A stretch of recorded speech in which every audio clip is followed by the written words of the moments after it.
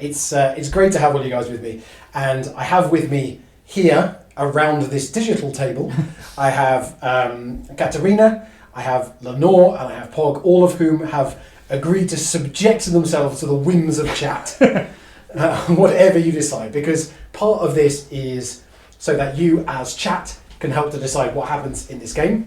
If you have a look at your Goblin doubloons total, you can see that it's there are special rewards just for this stream, and you can start from the lowest is 500, and that is I've got a little box of random events to have happen. So yes, that's the cheapest, and it goes all the way up. I think the most expensive is to revive a character and or to revive a monster. So, if you're feeling particularly rich, the options are there. As we get going, please do in chat let us know how the levels are. We've been working on sound levels, but just to make sure, I think I get louder when I get excited, which throws all the levels off. But yeah, do let us know. Oh, Geek Hero can afford to revive one monster. Oh, God. So we're off to a flying start. Okay, can the players revive other players, or is there limits? No comment. Okay. You guys are viewers too, so you get to take part. So yeah. I currently don't have anything set up next to me to spend Twitch points, so if it's all going wrong at the break, I'll need to log in so that I can get all of my doubloons in play. But You're our bank. Bring the big guns of doubloons. Yeah. I will just say you do get a boost of doubloons when you follow, if you're not following already, and you do earn double if you are subscribed, but I completely understand that's not possible for everybody, but just throwing it out there if that's something you got to do. Where's murder the GM? That's just if you give everyone, all the players, advantages, you'll be all right. I am going to say I am using some homebrew content for this game. All of it is available from DM's Guild. All of it is available at Pay What You Want. So if you want to recreate this game at home, you can, and it doesn't have to cost you anything. Obviously, the creators of this would very much like you if you did support them, but it is Pay What You Want. So there's nothing that is like behind a paywall or anything like that. It is planned to be like 4 hours with a break about halfway through. So we'll kind of we'll figure that out as we go along, based on what's going on. I'm going to give a quick shout out so check chat for a link to Lenore and Katerina's comic, which is based on their own role-playing adventures. So yeah, based on their Pathfinder campaign. So if you enjoy their playing, you can see more of that kind of thing through their comic. So do check that out if you can, preferably not right now, just like leave 5 minutes in. We've had enough of this. I mean, it is really good, so this is boring. Oh, thank you so much, guys. That's something for you to check out a little bit later on. I am also, my plan is in the coming days to do a little behind the scenes of this stream on Patreon, so that people can kind of see what's going on and kind of get involved from that point of view. But again, I don't really want anything to be like behind that like paywall, as I say. So we're going to kind of do what we can. Wonderful. Just before we kind of get launched into the actual D&D, let's be honest, that's what you came for, not me just chatting away for a while. Just need to make sure there's enough shipping in this stream to lure us away from the comic. No comment. But I just want to say thank you to everybody. Obviously, thank you to all the people who are playing. Thank you to the people. The boss is here helping with everything. Hand of Boss is being cast. Yep. But also thank you to everyone who has watched a stream, followed, subscribed, all that. This is happening because I reached 100 followers on the channel. So I just want to say thank you to everybody who's been part of the channel, part of the community in any way. Thank you. Chuck a pink at DM.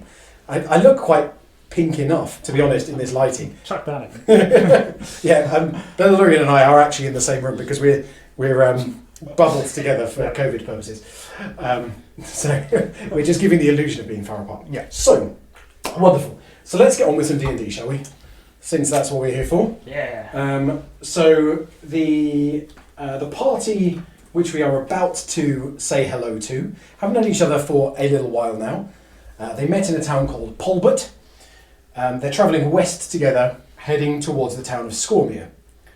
Polbert is a large city. It's kind of in the centre of the land of the nation. Scormere is a small coastal town, most known for the monastery, which sits in the town itself, just outside the town itself. Each of them has their own reason for going to Scormere, but they were offered a job to take cargo in that direction. It's a long journey, taking multiple days, weeks even. I did not say Polmont, just to be clear. It's possible that Polmont and Larbert were part of the reasoning for Polmont. Irrelevant. So they're travelling on a small, uncovered caravan. We'll get a bit more into the details in just a minute. But they're travelling with some cargo. They don't know what's in the boxes. Will they find out? Who knows? But they have been told that they're not perishable and they are legal, what they're transporting. So, it's dusk on an early spring day. It's been one of those days where the sun brings warmth, but without it, a bitter cold sets in. Although the sun hasn't fully set just yet, it's dark here. Travelling through the woods, the canopy blocks out all but the most persistent of light. All is fairly quiet, with the noise of the horse's hooves and the cart's wheels joined by the soft tink, tink of insects bashing into the covered lantern which lights the way. You pull your cloak around you just a little tighter as a small gust of wind blows the biting cold seemingly into your bones. The group is travelling along a road through a forest. Although, to be fair, calling it a road is probably slightly generous. It's more of a track, a cart track, perhaps. The track is in relatively good repair, and the progress you've been making is steady, if slow. It's been a long day of travel, but if the last mile marker that you passed is to be believed, only another hour and a half perhaps, remains before reaching the village of Broke Manor Hole. There you can find a bed for the night. You don't really know anything about the village other than it is a step on the journey to the location that you're aiming for. As I say, you sit in a simple open cart pulled by a single horse. The only seat in the cart is that for the driver, and the rest of you are kind of scattered about sitting on boxes, doing whatever you might like to do. You're just kind of sat there. As I say, it's been a long day, but let me know what you guys are up to, what you're thinking. Ooh, got a random event already. As a player, I'm thinking that the biting cold sounds great right now.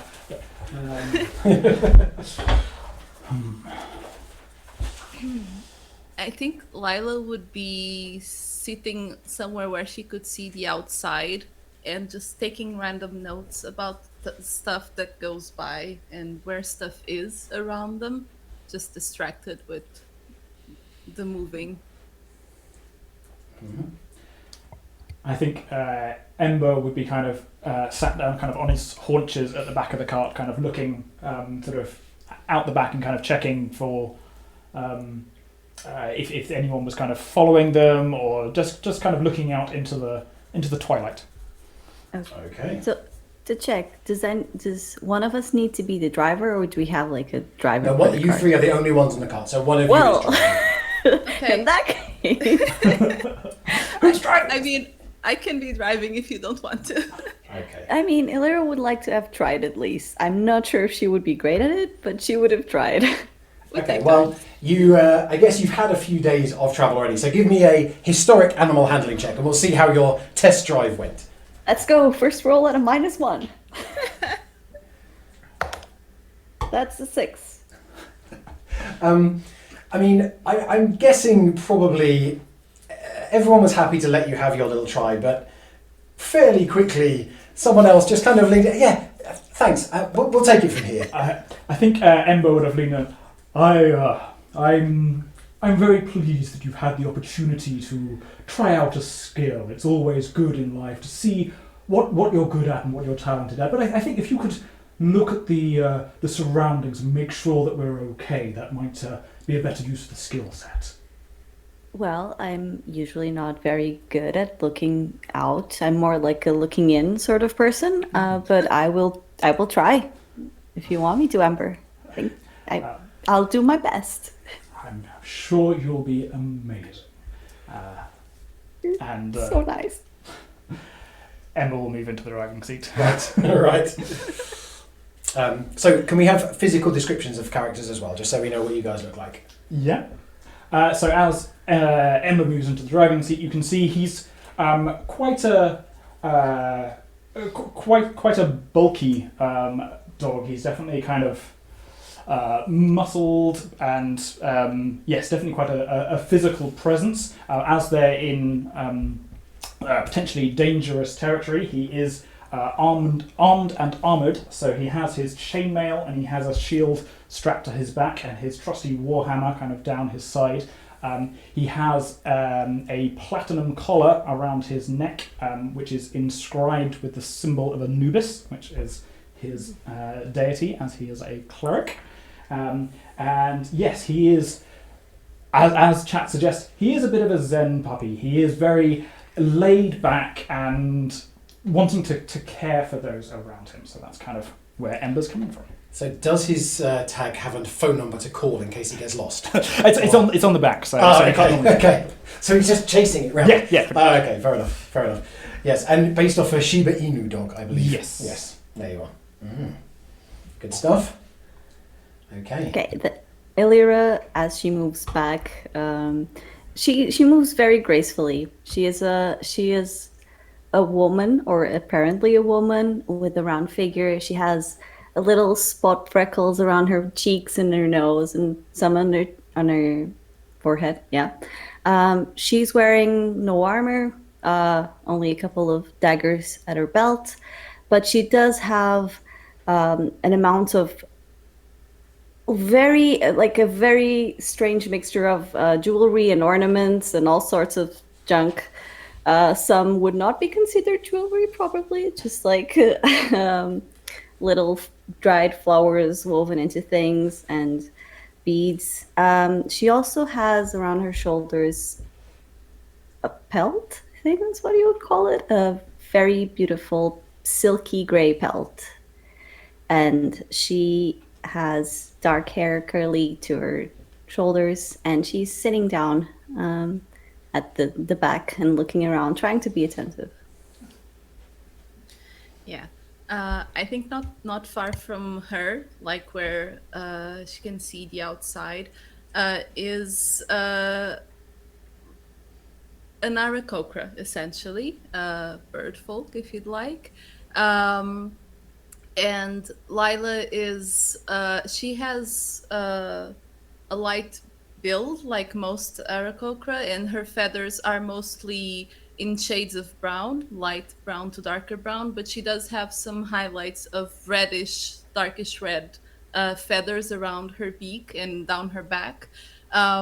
She has like a blue cloak around one shoulder, and she doesn't really seem to have any weapons or any armor or anything like that. She does have like a backpack and a bow forgotten, just dropped on the side over it, and she's just holding like a parchment notebook and like a feather that maybe is one of her own, to write something down, and she's just looking like around and trying to figure out how to write down what she sees.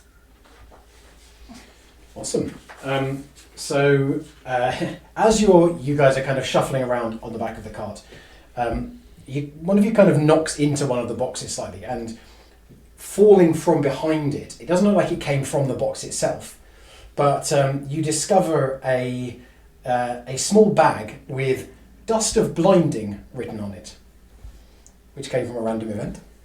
Oh. And there you are. Thank you. So you don't know exactly what it does, but it looks to be the kind of thing that you could, if you poured it out in your hand and blew it in someone's face, it might cause them some distress potentially. Mm-hmm. Ooh. So yes, there we are. Off to a good start. I don't know which of you wants to carry the Dust of Blinding. Who just found that? Because it probably wasn't Ember, as I'm now at the front. So. I think Illyra was holding it. Yeah, I will hold it up. Can we keep this? What is it? It says Dust of Blinding. Well. I usually just call it sand, but...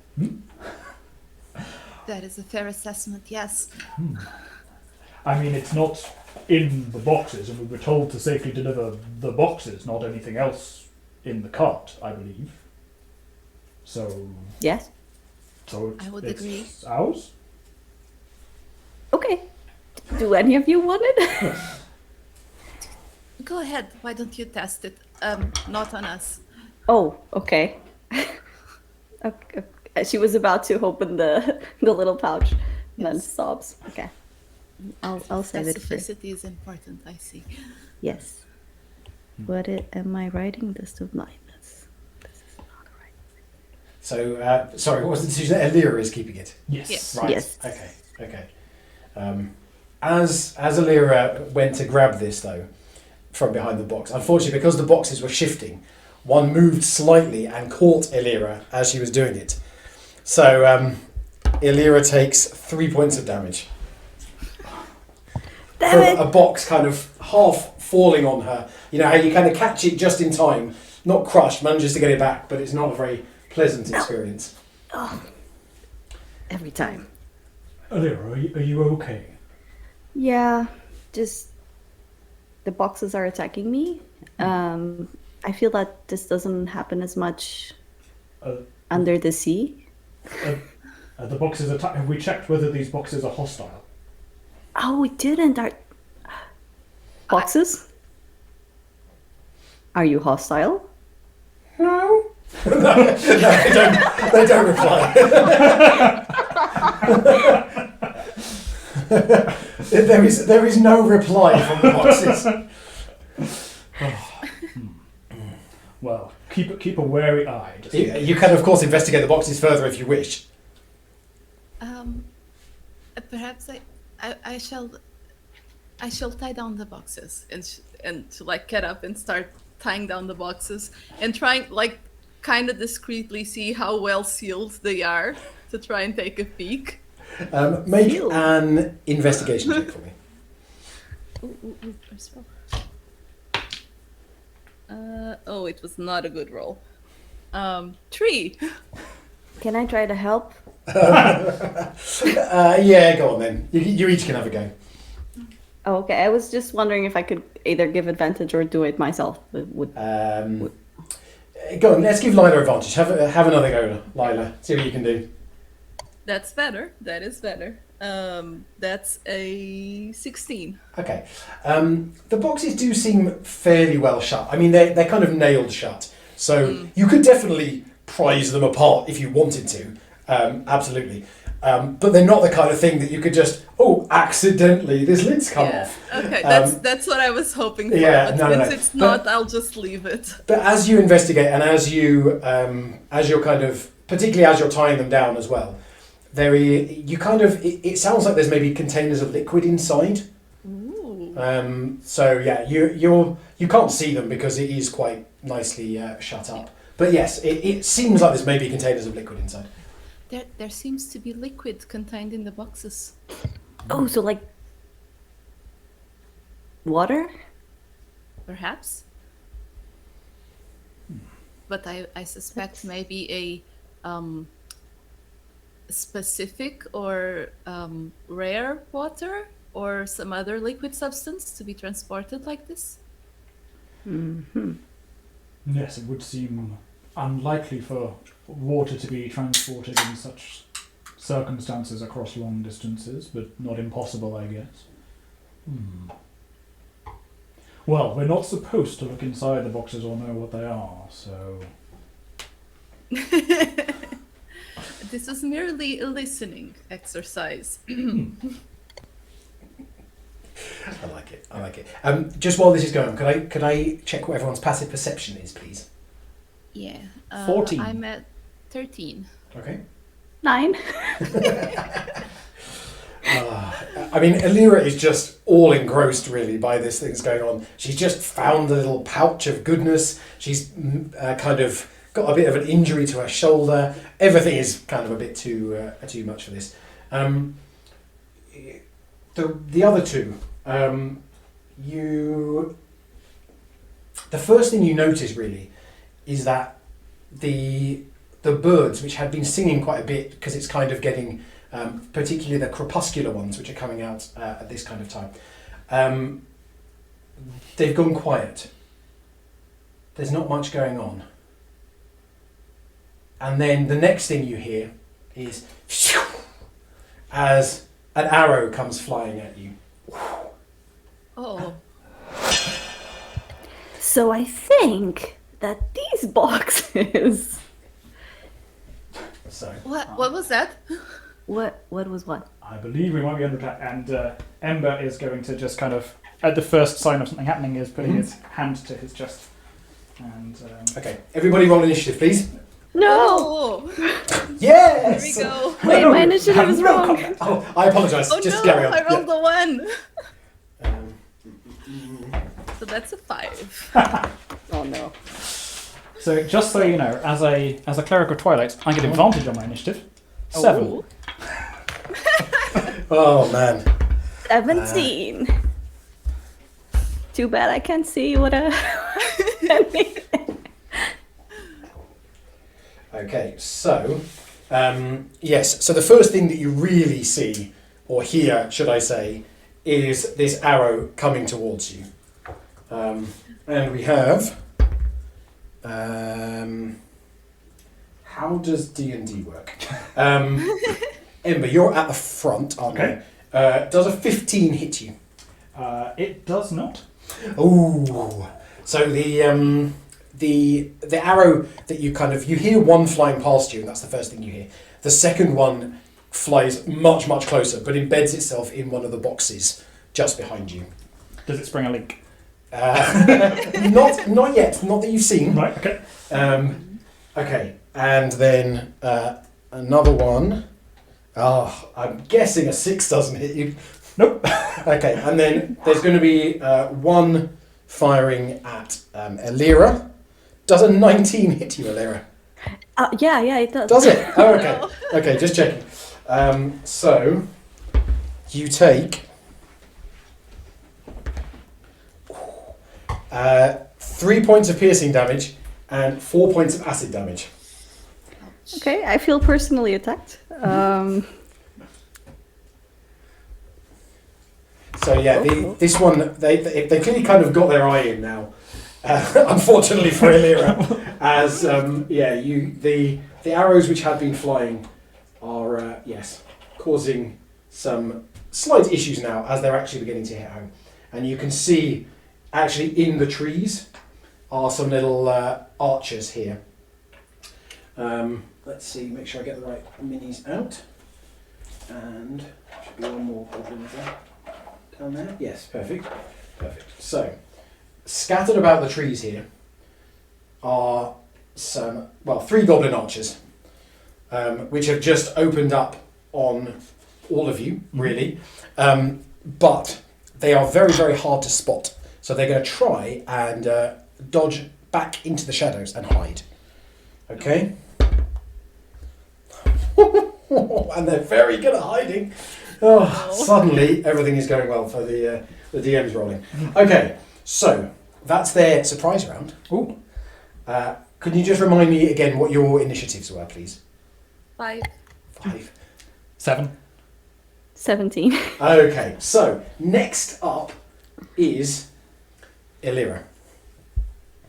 So as I say, these goblins are actually hiding in the trees, about 15 feet up in the trees, firing at you.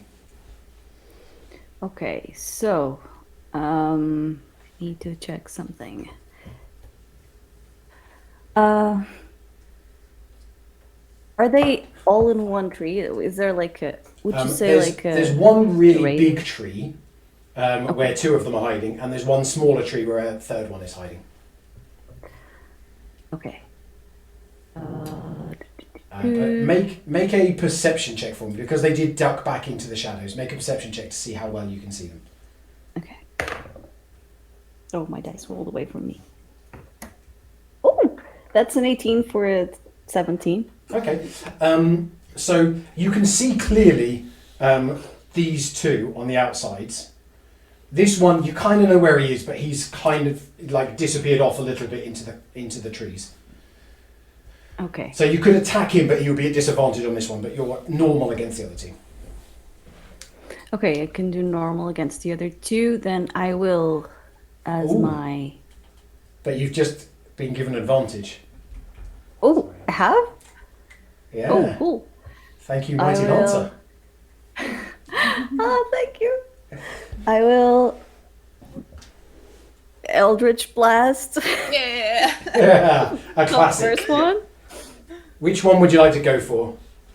I am going for the one that I can see better because I So won't this one I think think too is much probably on that. closest to you. Okay, Yeah. then Have I a go will on that do one. that. I can. Yeah. So I have 2 beams. So first one sucks, so I will use my advantage probably. Okay, that's a 19 to hit. Hits. Okay. Yes, it's a 19 to hit. What is my? It's a D10. It's a D10. I don't know how to play D&D. That's 5 points of force damage Okay. on the first. On the second, it's a natural 20. Oh, natural 20. Okay, so There we go. That got a cheer. I don't know if you guys can hear it. You probably can't, but it got a cheer on the stream. very lightly, but yes. God, stop running away from me, dice. Okay, that's an 8. Then a 5, 13 points of damage. He's just disintegrated in the beam of kind of it feels like you just kind of turn it on him and you can see this. It's not exactly a goblin, but it's kind of goblinoid, and it just kind of starts to turn to dust in front of you and blows away in the wind. Whoops. That's effective. Yep. And as my bonus action, do I want to make it right now? Sure. As my bonus action, I will make a seal tail appear Ooh. very close to one of the other goblinoids, the one that I can see better, Yeah. and smash it. What? A melee spell attack. Okay. That's not, no. That's did a you get? natural 2. That's a 9. Oh no, unfortunately not. It's even though you can see it, the branches are very thick, so the seal tail kind of ends up smashing into quite a strong branch above the goblin, who you do see kind of he kind of shies away from it a little bit, but the undergrowth is just too thick. No, overgrowth? No, that's not right. The canopy. There we go. The canopy is too thick, and it just gets smashed by a seal tail. The tail stays there like swimming in unseen water.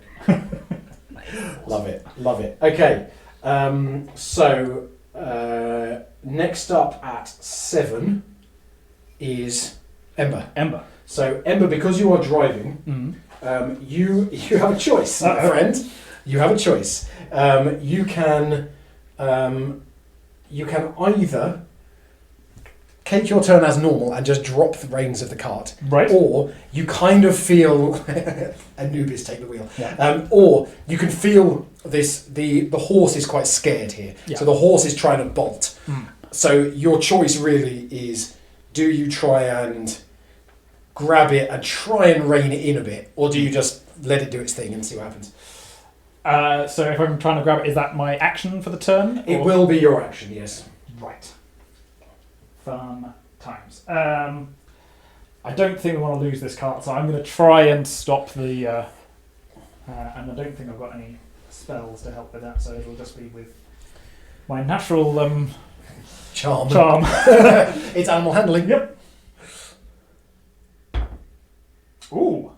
That's a natural 17 for a 24. Fails. No, the cart does manage to lurch forward, but you do kind of catch it, and you manage to rein in the horse somewhat. It's obviously still spooked, but where it kind of looked like, you can see here that you're kind of going round this corner, it did look like it might just end up with the cart hitting the trees. Yeah. You've managed to turn the cart a little bit and move forward, and it's mostly under control for now. Okay. Um, And as my bonus action, if I'm right, Alira's been hit, but Lila hasn't yet. Is that correct? just realised it's the wrong way around. So, Ember, after calming down the thing, is just going to turn back to Alira and clutch the the platinum collar around his neck and casts Shield of Faith on Illira as a bonus action, which gives you +2 armor class for the next 10 minutes. Thank you. Very nice. Does it stack with the Eldritch Invocation of the What's thing? the phrasing of Armor of Faith?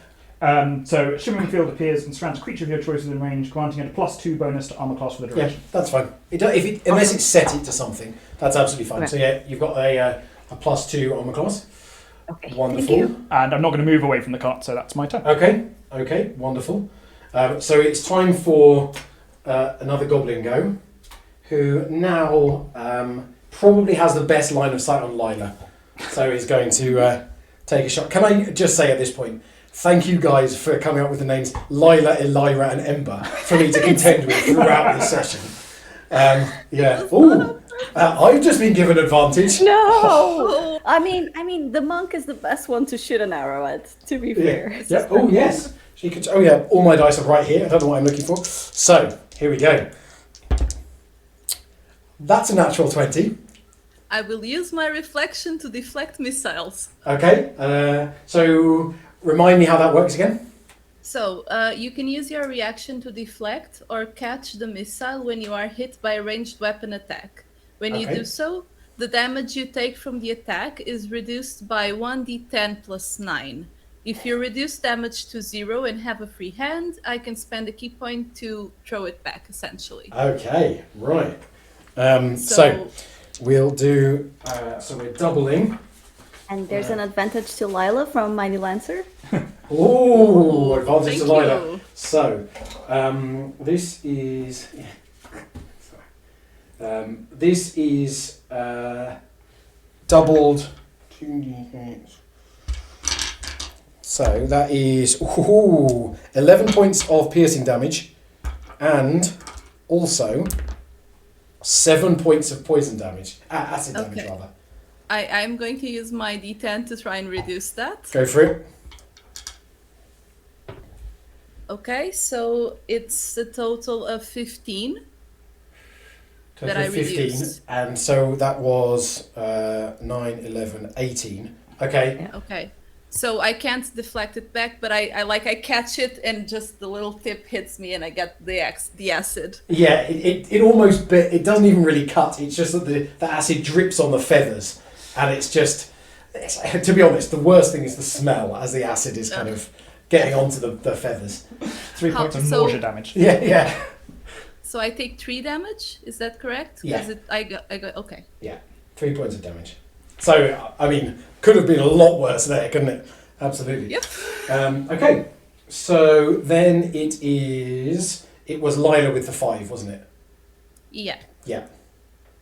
Okay. So I understand. So I throw down that arrow and I look at the creature that shot it at me, and Lila will just take flight, like push herself up, and then take my movement to go at that one, like, you know how birds of prey go? But Lila is not a bird of prey. She's like a house finch. So she's like going like in the direction of the trying to do an impression. She's seen like hawks and things like that fly. Yeah. So trying to do an impression of it. Yeah. But flaps up into the air and then kind of tucks the wings in to try and get in there. But then realise she doesn't really know how to glide, so has to do a few more flaps. Yeah. But eventually does get in. So into the closest one? To the one that shot at her. Yeah, sure. So what's your movement at flying speed? It's 50 feet. Oh, okay, yeah. You can easily get in there. So she can get in and then she can kind of perch on a branch just next to this goblin. And yeah. I'm going for my attacks. Like an arm strike. I am using my talons. Cool. Go for it. Oh yes, and you still have advantage, I believe. Oh. Yeah, I'm going to use the advantage now. Oh no, I rolled really badly. So that's an 11. 11 does not hit, I'm afraid. And I have my second attack with the bonus action. Or wait, hold on. No, I have 2 attacks per action. because I'm a level 5. That's right. I know how Okay. to play. Awesome. The second one was even worse. Oh no! So as she flew in, the landing on the branch, even though obviously she's kind of, as an Aarakocra, has those bird qualities, still the branch was kind of wobbly up and down, and she was trying to kind of scratch, and it was all just kind of a bit of a mess at that point. So yes, unfortunately, missed with the 2 attacks. Yeah, and that's my turn. Okay, so the other goblin over here, who is kind of the other side of the tree, so can't really see Lila at this point, is going to take another shot at Ember. I'm afraid. Oh, me? That is a 22. Yes, that hits. Hits? Just about hits? Just a little bit. Okay, and that is 7 points of piercing damage and 1 point of acid damage. That's not very nice. How dare you? Yeah, rude, I know. Yep. Okie dokie. And then... Right, so then at this point, you see another goblin appearing on the road in front of you. He has a sword drawn and is kind of roughly blocking the path. So, yeah. There are now 3 to contend with once more. Yes. So, we go back to Elira. How far is the goblin on the road from me? He is 35 feet from you. Ah, shit. She Okay. disappeared. There he is. Sorry. She's running off after the goblin. No, I will stay on the cart. I'm guessing we'll get closer a little bit, at least. Okay, so she's going to jump down. No? Stay. No. So stay there and stay wait there. for the cart to get Until closer. it gets closer. Apologies. I'm getting overexcited. Oh, no problem. And in the meantime, I will shoot another 2 Eldritch Blasts at the one that's attacking Lila. Okay, go for it. There is a kind of a blur of green and feather and everything going on. That is the natural 16 plus 7, 21. No, 23. 21. Significantly more than a goblin's armor class. Okay. That's a 9 damage. 9 damage. Yeah, it's an impressive shot, really, given, as we said, the amount of branch movement with Lila landing in. But it kind of line it up, pew pew pew, and just manages to it slides through and hits this goblin fairly squarely, and kind of it almost takes a little step back from the hit which it's taken. Cool. Second one. That's the natural 3. So Did you say natural I have 20? No, 3. Oh. I wish. Sorry. I will then use my bonus action to move to attack again with my tail. The seal tail. Go for it. Okay, another die. Whoa. Oh, wait. I'll use another and get it one later. That's an 11 plus 7, 18 to hit. 18 hits. Okay, that The tail's kind of got the hang of it now. It's manoeuvred around some of those other branches. Changed from trying to go down to coming from the side. And it catches it squarely on the face. Okay, so 5 points of cold damage, and the speed is reduced until the start of my next turn. Okay. It's reduced to what? I don't need to check that, but it is reduced. Perfect. Yeah, it's so that was this guy over here. You're having trouble seeing the stream, only seeing the map. But yeah, so it's kind of like one of those really old British comedies where people are slapping people with fish. But it's a seal tail instead of a fish, and so it's even more dramatic as this this goblin is almost knocked from its perch, but it's still there. It's still coping. Do you want those to identify people by colours for enemies, which one to attack? Yeah, that's a nice idea actually. So we've got some little markers here to help identify enemies. Oh, nice. Okay, speed is reduced by 10 feet. Okie dokie. That's an actual number, not just speed reduced. Reduced by... Reduced by shrug. That's all it says. Yeah. Okay, wonderful. So, That was Elira's turn. So next up we have Ember. Okay, am I still needing to use an action to control the cart? Now, because you passed successfully last time, you can try and do it with a bonus action this turn, Right. if you so wish. So I can choose between action and bonus action. Oh, I had an idea for what my bonus action is. Oh. So I'm going to do it as an action, because I Okay. then don't have to think about what else Fair to do. enough. Go for it. Yeah, Have at it. so that's a 21. Yeah, you've kind of ground the cart to a halt now. If you want to, in future turns, you can use your action to move the cart. Okay. But you've managed to bring it to a halt. Cool. The horse seems about as calm as could reasonably be expected in this situation, with arrows flying in and things like that. Okay. So I'm going to use my bonus action. Ember is going to kind of just stand in place and kind of let out a growl that sounds menacing to the enemies, but people, Lyra and Alira, knowing Ember, it's kind of a reinforcing and really nice thing to hear, just kind of like, and use that to cast Mass Healing Word. Should we see another mass, Father? So everyone gains 8 hit points. Ooh, Yeah. oh, awesome. Goblin's getting it. Thank you. Very nice. And Very nice. then he's going to leap over the horse and run towards the goblin that's on the ground. My speed is 35, so I think I 5, should. 10, 15, 20, 25, 30. Yeah. And just kind of be ready with unsling his shield and his warhammer, but doesn't have anything to be able to attack with this turn. Just kind of Trying to look being a menacing. threat. Yes, fair enough. Being a good boy and getting up there. Yeah, Good. such a good boy. Okie dokie. So, at this point, the goblin which is in combat with Lila is he kind of drops the bow that he's been holding, and you also hear something metal dropped at the same time, kind of bouncing down through the branches down to the bottom of the tree. But a sword is drawn, and so they're going to attack with it's a scimitar.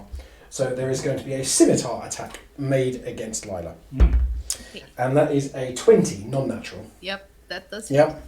Okay, so that is 3 damage. Okay. So it's more of a glancing blow. It seems like this goblin maybe doesn't quite understand Aarakocra anatomy. So rather than going for like a vital part, it's kind of trimming the wings slightly, which is not great for an Aarakocra. Hey. But yeah, it feels more like, you know, a light wound rather than anything too serious. It also seems like probably the goblin is a little bit more accustomed to using the bow than the sword anyway. So yeah. Not particularly great from that point of view. But that makes it Lila's turn. Okay, so I'm just gonna check something here real quick. I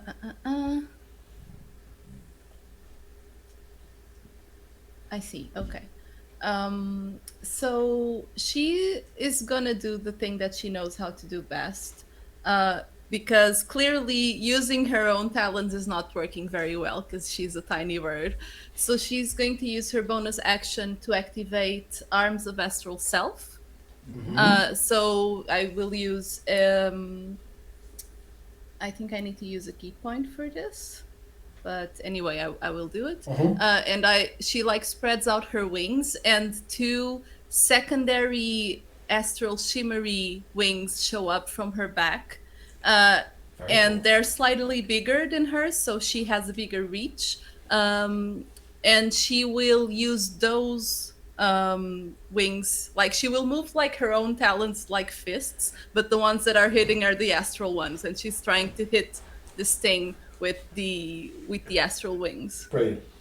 Let's The see goblin if you looks guys- super confused, having just been like trying to hit the wings. Suddenly there's more wings, and the goblin doesn't know what's going on. Okay, that's a lot better. That's a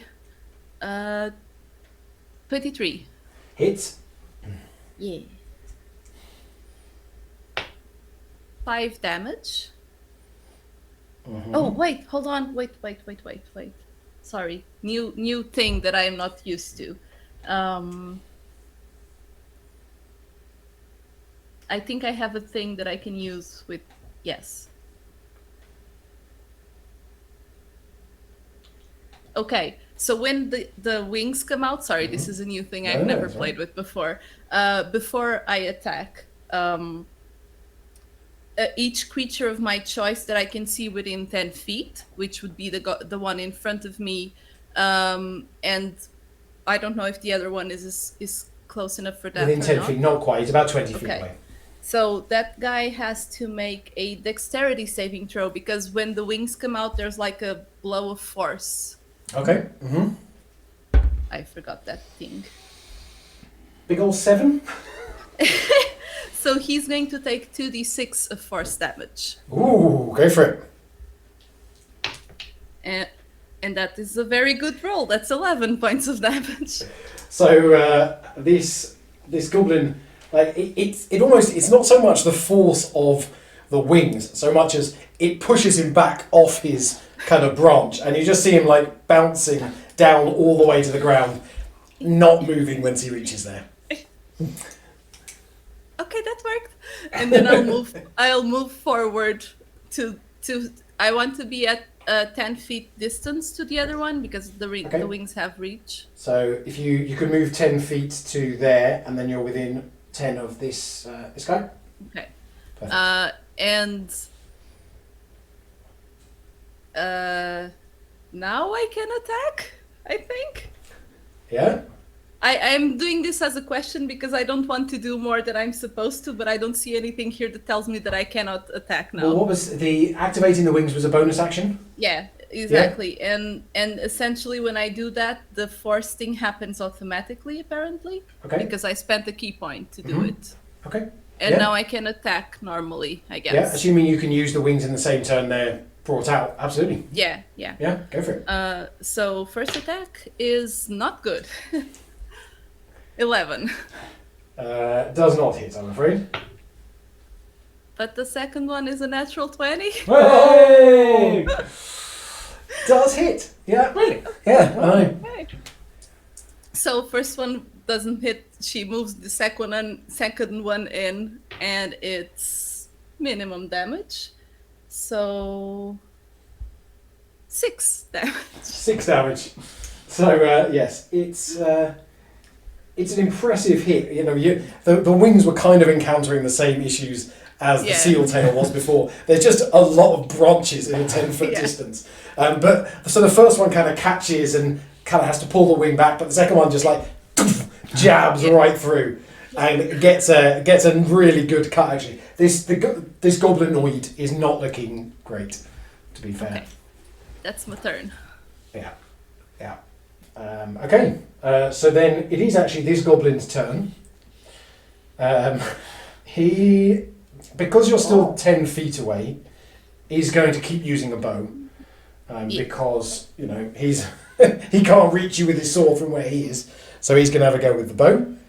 And, 22 to hit. Yep, that hits. Good stuff. Who's got the extra armor class at the moment? Elira. Okay. So that is 7 points of piercing damage. Can I use my reaction to try and reduce that? Yes, because it doesn't require a bonus action or anything. It's 7 piercing and 2 acid. Okay. I reduce 17. Very much catches it. Yeah. I catch it, and let me just see how many key points I actually have. But no, I'll just drop it. I'm not going to throw it back. Okay, I won't okay. use the key point. Cool. Just in a very matter of fact, grab it and then just be like, like a mic drop. It's an arrow drop. Yeah. Love it. And this goblin is just like, oh, what's going on? This is not what's meant to happen when we ambush people. Yep. Okay, great. So next up is the goblin on the ground next to Ember. Right. Who is going to take a swing with the scimitar. Okay. Equipped with scimitar and shield. Okay. So he's going to have a go with the scimitar. Yep. And he's going to get an 18 to hit. Just hits. That is my armor class. Ooh. Way of the astral self is the monk path. Ooh, hello. Ooh, but that's an 8 damage. 8 damage. Yes. Okay, so that's all of my hit. And I'm going to do a concentration check to see if my shield of faith remains, yes. which it does. Good. So yes, the the goblin has kind of set himself there, and as Ember comes like bounding up, I don't want to go too much into the dog, and rears up, it just kind of takes a strike, and it does, it hurts, it stings. Yeah. But Ember's a good boy. He's a tough cookie. So yeah, he's a hench dog. Hedge dog. Yeah. So he's doing okay. And then it is Ember's turn, Ah, isn't it? I think Alira's before me. I think. Elira's turn. Yes, Elira rolled the highest. Elira's turn. I know how initiative works. Yeah. I will jump off the cart and get as close to the goblin there on the ground as possible. Mhm. You can move 30 feet, presumably. Yes, on So- land. 5, 10, 15, 20, 25, 30. So you can get there, but no further. And there is, because I can't see. Oh, you are, sorry, I you can- are now within 5 feet of this guy, so you can attack him in Okay. melee okay. if you wish. Yes, I will bonus action summon my dinglehopper. So a big fork will come out of mist, and it's very shiny and pretty and silvery, and it's just a fork. And she will try and hit the goblin with. Just before you do this, how big is this dinglehopper? Just so we get an idea. I'm assuming it's not like a table fork. No, it's the size of a rapier, so it's fairly big. Oh dear, love it. Marinades. Okay. Okay. First attack. That's not amazing, but that's a 15 to hit. 15 is what you need. Okay. That's 10 points of piercing damage. Wow. Yeah, you kind of like skewer right through. But the goblin, to be fair to this goblin, kind of looks down and just kind of looks back and goes, "Ah!" I will say, look at it, this stuff, isn't it neat? And I will attack again with my second attack. Ah. That's not great. No, that's 12 to hit. 12 does not hit, no. Too busy making quips, not busy enough going for attacks. It kind of gets a little bit lodged in as you're trying to pull it back out, and then by the time you do, you're off balance to have another stab. So, yes, Yep. doesn't quite that's my turn. strike home as you would like. Yeah. Now it's Ember's turn. Huh. So, having been stabbed by this goblin, he's going to take his warhammer. That wasn't very nice. And just smack him on the head with a warhammer. Or attempt When to. you say on the head, are you talking like whack-a-mole style? Pretty much. Okay, just to be clear. Yeah. Right. But that was a 6 on the roll, so that's a 12? Does not hit, I'm afraid. The goblin, it's a fairly telegraphed move at this point. Yes. So the goblin manages to get the shield up and deflect it away. As Emma kind of goes, that wasn't very nice. Gong. And then as his bonus action, he's going to go, "Roar," and healing word himself. For 7 hit points. Sounds good. Okie dokie. Now we are on to Lila's turn. Oh, okay. So I'm just gonna do the normal astral arms attack, like trying to get to the goblin through the brush. Yeah. Try to thread the needle. Yeah. And I rolled a 2. Hey! Second attack. Okay, that's better. 20 total. 20 hits, yes. Yeah. So that's good. 9 points of damage. 9 points is enough damage. That's another one gone. That's Yeah. another one. Nice. It took a little while to get the hang of these extra big wings compared to the normal size wings. It's like if suddenly a human got extra long arms. It's like trying to figure it out. But having got there now, this is another dead goblin. Another one turned into And dust. because of that, I'm going to just flutter to the other side of the remaining goblin, like with that 10 feet range. So not exactly next to Kind him. of here. So this is the goblin. Kind of here. Yeah, but like opposite my friends. Over here. Yeah. So you can go, this is probably difficult terrain, so that's 10, 20, 25, 30, 35, 40, 45, 50, did you say? Yeah. Yeah, you can get there. So I'll just drop there. and stand there like those fighters in the games. So like you're kind of on the selection page. Do you want this? Yeah. Yeah, okay. But you've got one set of wings doing that, and then the next set of wings outside it doing it. So it's a pretty imposing image at this point. Awesome.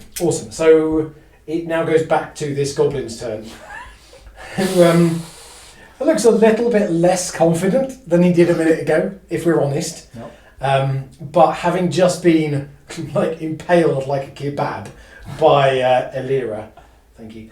Having been impaled like a kebab by Elira, is going to take a slash at Elira. Hashtag, you know the hashtag. Right, that is a 17 to hit. Thanks to the Shield of Faith, it misses. Oh, My there we AC is go. now 19. So the swing comes in, but what was it? Like just a wall of force. So it's kind of like a shimmering light, like kind of the night at twilight. So that kind of purplish kind of energy that's kind of around her. Nice. And it just deflects away the blow. Nice. And that's all good. So we're back to the top of the round then, and this this goblin is not hopeful of his chances. But as this is going on, Oh no. no, I probably used "but" incorrectly here. The image of this this purple shield, which has just protected them. You're surrounded by this person. You're all just filled with some kind of healing. It's like you've got a burst forward. You all heal 1 hit point. Oh! Yeah. Nice. Back to full. Thanks, Random Ooh. Light. And Pete. Yeah. Okay, Nice. and now it's Elira's turn. Oh, I'm going to cast, what is it called? Booming Blade Ooh. as my action. So as Okay. part of the action, I must make a melee attack with a weapon against a creature, and on a hit, the target suffers the attack's normal effects. And if it moves, takes 1d8. But since I am level 5, it deals an extra 1d8 with the melee attack. Okay. And if it moves, it takes 2d8. Don't think it's going to have much chance to move away, but okay, carry on. No, that's a natural 2. Okay, it's probably because this thing is cowering away so much that it makes it slightly harder to hit. And unfortunately, this is it booming as in the noise is like a booming blade. Sure, but a little like muffle like under the water. Oh, okay. So it's like there's a really loud sound, but it's coming. Yeah, okay. I like that. But yeah, the goblin just basically drops to the ground and is almost in a fetal position at this point, trying to get away from everything that's going on around it. How far is my tail tentacle from? So that was over here. So it's about 5, 10, 15, 20 feet away. Okay, then I will bonus action move it closer and smash it. Smash it. That is numbers. That is numbers in It's a number. English. Okay. We're off to a good That start. is a 19 to hit. That hits. Okay. It takes 5 points of cold damage and it can't move. Like speed reduced for 10 feet. This goblin is still just about clinging to life. Aww. It's kind of like you can. If this was a cartoon, there would be stars going around its head. It's kind of wobbling on its feet. Technically, the goblin is still going. Technically, that's the key word there. Yeah. Yes. Die! So that would make it Ember's turn. Okay. And almost feeling sorry for the goblin and just wanting to put it out of its misery, he's going to hit it with a warhammer. It's even more like whack-a-mole now as it Yeah. just popped up, not really sure what's going on. Natural one. Oh No. Oh, brutal. So yeah, the swaying. Unfortunately, Ember doesn't take it into account, and this goblin just sways out the way, and this warhammer just comes down by its side. And seconds later, it's in that position. But unfortunately, to no avail. With that, probably use my bonus action to dig the warhammer out of the ground. Where it's been hit. But on the bright side, Ember as anywhere would love that. Just digging out. Perfect. This goblin Okay. is going to TPK us. Yeah. Oh man, brilliant. So yes, Ember's not the best at whack-a-mole. That's what we've established so far. Needs to have a new style of combat. Yes, absolutely. Okay, so that's then Lila. Okay. Does the goblin go before me or no? The goblin goes like top of the round, so it will go after Oh, I you. see. I Yeah. see. Okay. So Lila's just gonna be like, and try to like knock him out, like not really kill him, but just knock him out. Okay.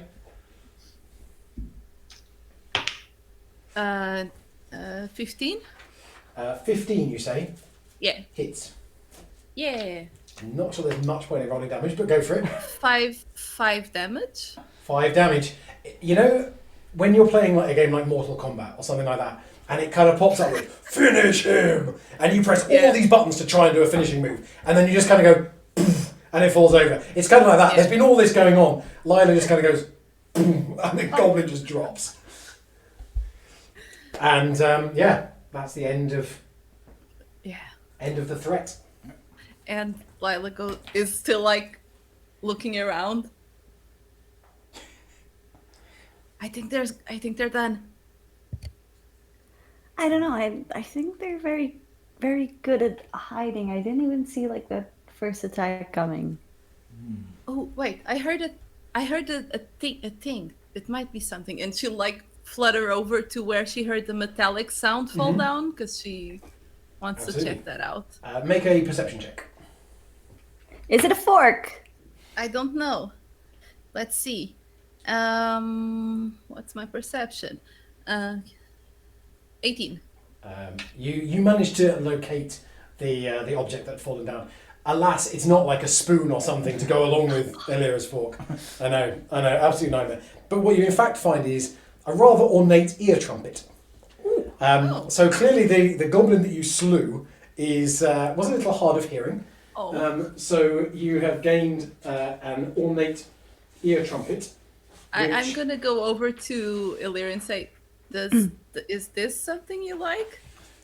Yes. Okay. What is it? You can hear better with it, I guess. Oh, she was about to put it in her mouth to just. No, Take it it's up. been in it. It's been in his ear, I think. Adds to the flavour.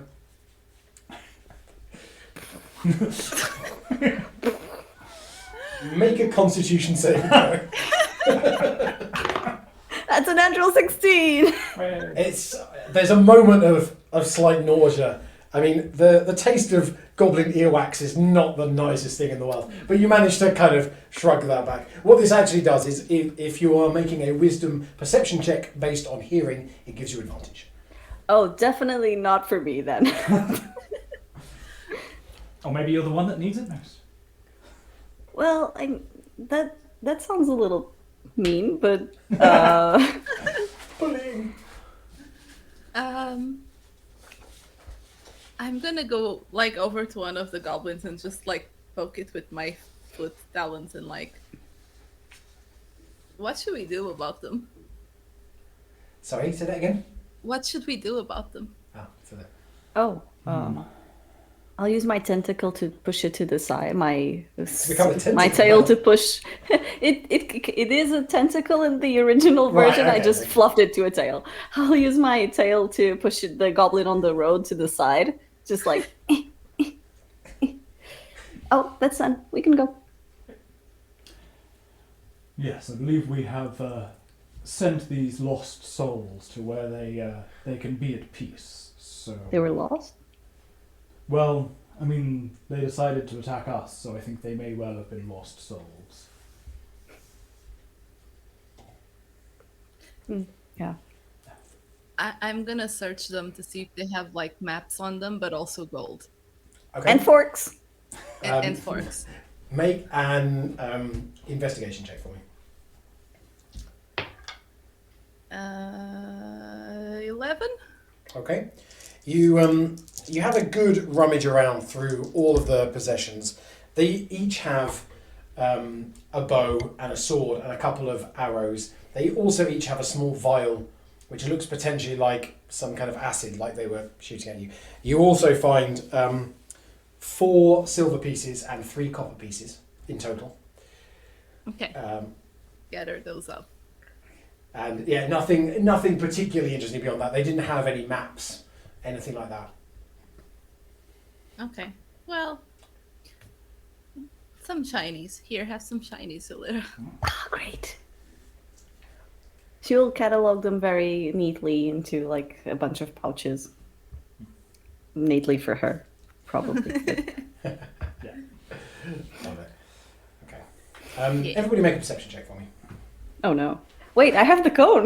Does anyone want this, please? Do you not want If it? anyone Let's would not like to waste use this the item. ornate ear trumpet, they will get advantage on this perception check. Oh, if it's based on sound, I would get advantage anyway due Right. to the innuendo's keen senses. Wow. Oh. Have a Nice. I mean, if you want me to use it, I'll use it. Yeah. Just give it to me later when you don't want it again, and I can keep it for my collection because it's neat. Okay. It gave me a 12, so 23. Maybe you should have kept the ear trumpet. Just a thought. Oh dear. That's like my perception checks from the other company. Illyra is too busy going trying to get rid of the taste of goblin earwax out of her mouth to notice anything. You don't hear any more sounds of goblins. It sounds pretty clear from that point of view. What you do hear, Ember, is it sounds like a kind of fizzing noise coming kind of from the direction of the cart. uh-oh. Ember's going to walk over to the cart, and as he was worried about the arrow causing leaks earlier, he's going to check the crate to see if anything's happened with whatever the liquid might have been inside the cart. There have a couple of arrows in the end that have landed in or around the cart, and you can immediately see that the fizzing there is acid starting to burn through things which are there. One of them has hit into one of the boxes that's being carried, so it's starting to kind of melt the box away. Another one, slightly more concerning for you, has landed in the axle of the cart and is just starting to kind of burn away what's there. Right. Would Ember know what to do about acid / have anything on him to do anything about it? He's going to grab some leaves from the trees and using thick handfuls of leaves so that they doesn't melt through them too quickly, he's going to start trying to wipe the acid off the thing and see if that works. Okay. Illyra is going to near you and create water at Nice. first level and just like on the cart and whatever's on it. Not very precisely, just. Lila will try to flitter away from the water at the last, Yes, given that Ember is right up at the cart trying to wipe off this acid, Ember gets a bit of a shower coming down on top of him. You guys will be contending with the wet dog smell for a while. But between you do manage to kind of clear off the acid which is burning. But obviously what you can't do at this point is undo the damage which has already been done. One of the crates has kind of a fist-sized hole in one of the corners. And the axle has definitely started to wear away. It looks to be weaker at the moment it's holding up, but you're not sure quite how well it will in the longer term. Okay. Let's look inside. Yes. I'll look inside. Okay. Just looking inside at the moment, you can make out that there are kind of shapes inside, but it's a little bit difficult, and there's also some kind of packing straw around there. If you want to dig in and see if you can pull anything out, you can. Sure. Peering in, obviously it's kind of dark. There's not much that you can see. I'm going to put my hand in and try and get it down. Make an investigation check for me. Okay, I'm actually not bad at investigation. That's an 18. Okay. you manage to kind of push past a lot of the packing straw that's in there, and you lay your hand on something. Feels like glass, and as you kind of pull backwards, you can see it's a bottle. Do you want to pull it all the way out? Yes. Okay. You pull it out, and it's again, it is quite dark here, but you can make out that it's a kind of dark, maybe like a red or purple liquid, something along those lines. Sorry, were you waving at me? Yes, I was going to say I have Devil's Sight, so I what is can that too? see in darkness, magical and non-magical and whatever. Oh, okay. Well, so in if that case, just in case that helps with this. the water is not water. The liquid is kind of dark, and it's just a little thicker than water. It kind of has that texture about it. But the label on it reads Simeon's finest communion wine. Oh. Oh, that's boring. It does look from the label like it's quite strong alcoholic beverage. So it was Okay. water, just holy water. Wait, it's holy water wine? Why has nobody ever told me this? Only once Jesus has finished with Sorry, that's the secret of the clergy. I shouldn't have revealed that. Huh. Making notes. Oh, Well, maybe we should put it back in. yeah. Sorry, Lila. No, it's okay. I was just thinking that maybe I can fly over the cart because it doesn't seem like it can take a lot of weight, like with Oh, the acid on the thing. If you would prefer to, then even if it's not tiring. I mean, for a while at least, so maybe we can get to the monastery. So Yeah. I will try anyway to like fly above the cart while we go, because it's less weight. So you do know that the monastery is still probably about a week's journey down the road. Oh, But okay. the nearest town village is probably about an hour or so by cart. Half an hour okay. even. So up to the town so we can fix it or something. Yeah. Okay. So two of you are climbing on board. yeah, Ember will get back in the driver's seat. He seems to have made a connection with this horse now. Mm. Oh, ship. Hashtag, you know the hashtag. Katerina has to ship something in every Yeah. D&D game. It's compulsory.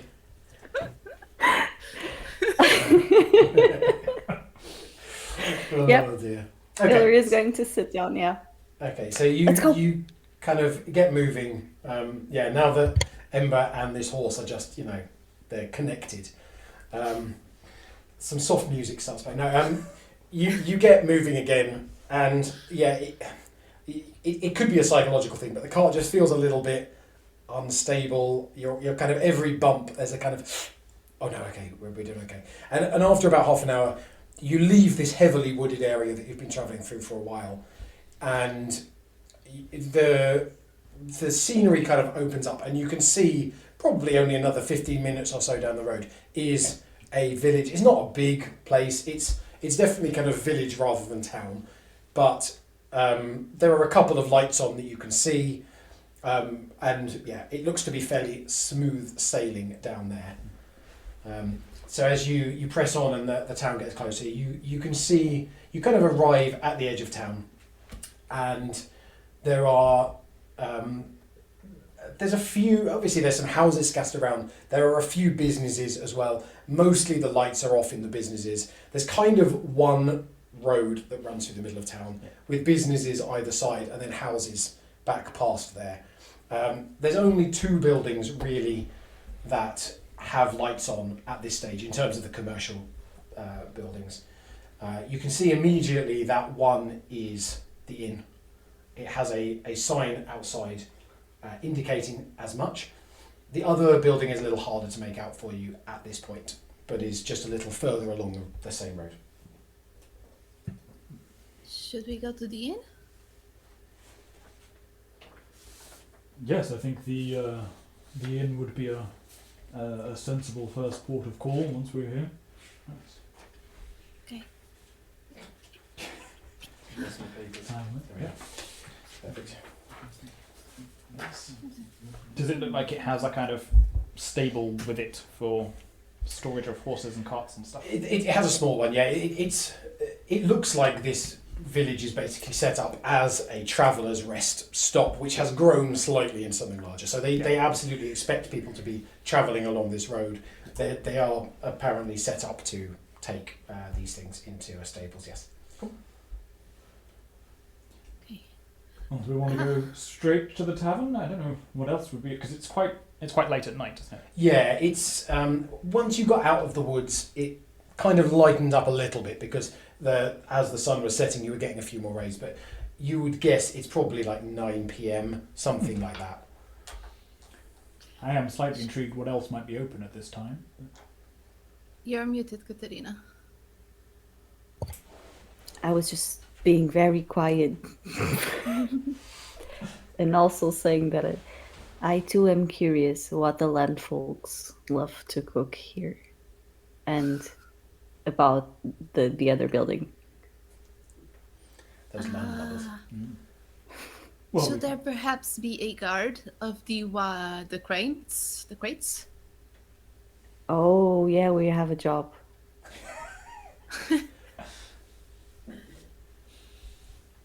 Yes. Yeah. You sound super excited by the job that you're on. What's the plan? Are you going to head towards the tavern, or are you going to head towards the other building? Obviously, you'll be able to get a better look at the building as you get closer. You don't need to walk into it to find out what it is. Yeah, let's check it. Yeah, see what the other building is before then probably heading to the tavern, I think is the thought. Okay. So you head kind of past the tavern on your left. You can hear noises coming out of it as you go past. It sounds like there are some people having some fun in there. But you carry on past the fun. And you see the other building actually also now you can see it has a sign outside it. And you can see from the sign and from the way the building is constructed that this is clearly a temple. Can I get a religion check from each of you to see if you can identify the symbol outside? Ooh, I got a natural 20. 21. 6. Okay. Definitely Lila. And Ember's got a pretty good idea as well. The symbol itself is a waterfall plunging into a lake below. And Lila knows definitely that this is the symbol of Eldath, of peace, Okay. of rest and refreshment as well. And yeah, you can see that he wants us to drink it. You can see that the lights are on inside. They're flickering. It looks like probably candlelight. But yeah, you can hear some noise from inside as well. Yeah, she will make a note. This small town and the church. Eldath. Okay, and she's making notes to add to her little map.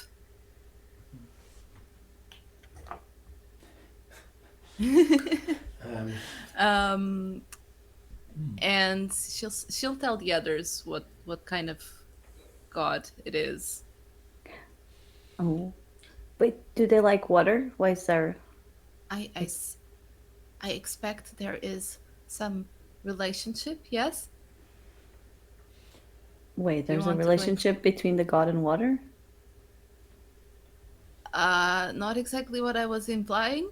I meant that there is curative powers related to water elements, and so in peace and such.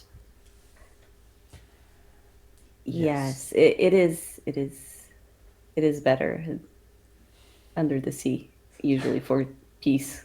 I mean, I see. Note. It's better down where it's wetter. Got it. At the bottom of waterfalls, right, yes.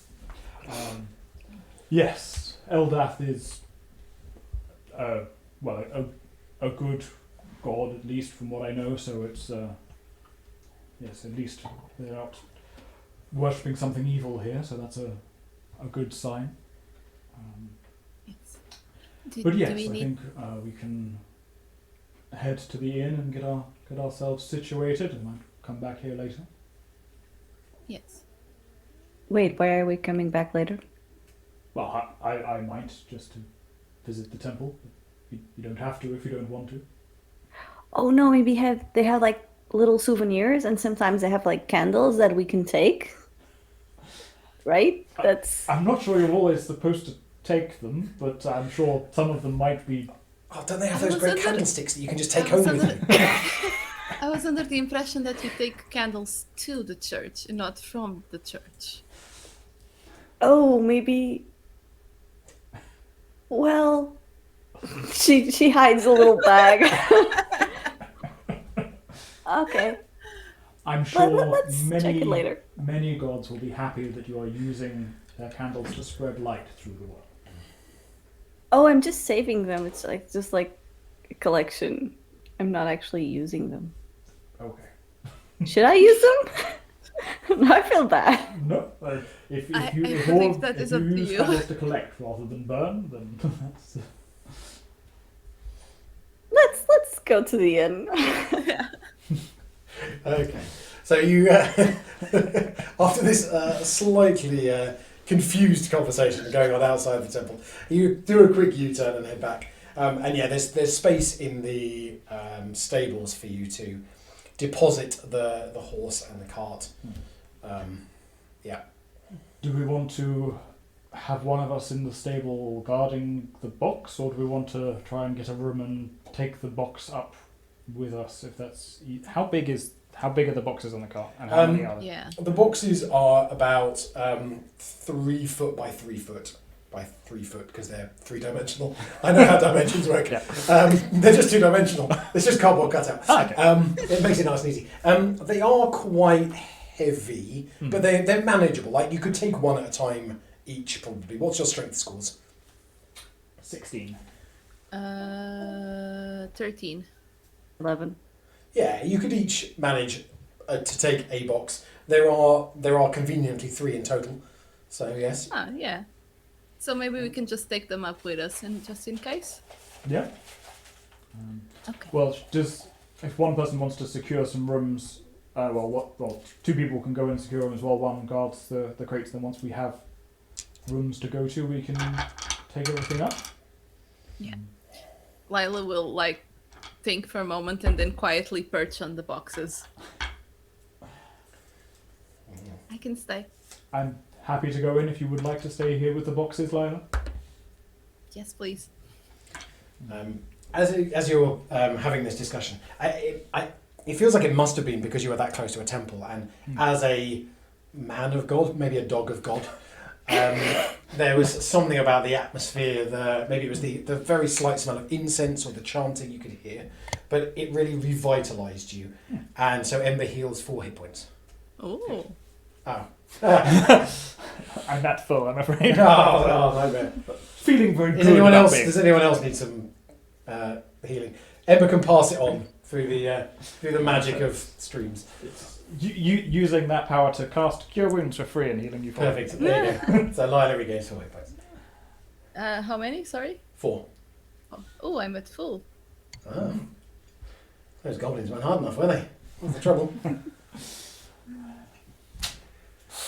Don't say that, the next one's going to be harder. Just get on my dragon, Millie. Oh, not asbestos!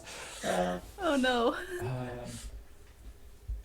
Well, Is it just should we go Sorry, in? sorry. Sorry. Yes. Okay. So are you all going in? Sorry, what was the... Lila will stay with guarding the boxes just while they get a room so we can take everything up. Okay. So as you enter the inn, it is, as you could kind of tell from the noise outside, it is quite lively inside. It's fairly full. It looks it looks like kind of the only inn in the village. The only inn in the village. That will only mean things to a few people. But yeah, as it's the only, it seems to be the kind of the social hub of the village, and it's pretty busy. There's everyone here, from people who are kind of nursing one drink through the evening, to at the other end of the spectrum, there are some people who are kind of using the tables for support by this point. And all kind of in between. So it's pretty noisy, it's pretty lively. You spot that there's the bar. There's a couple of people kind of working behind the bar. there is a male dwarf who kind of looks like he's in charge because he's kind of bossing the other one around basically. And there's also a male human who's kind of doing some of the drink pouring as well.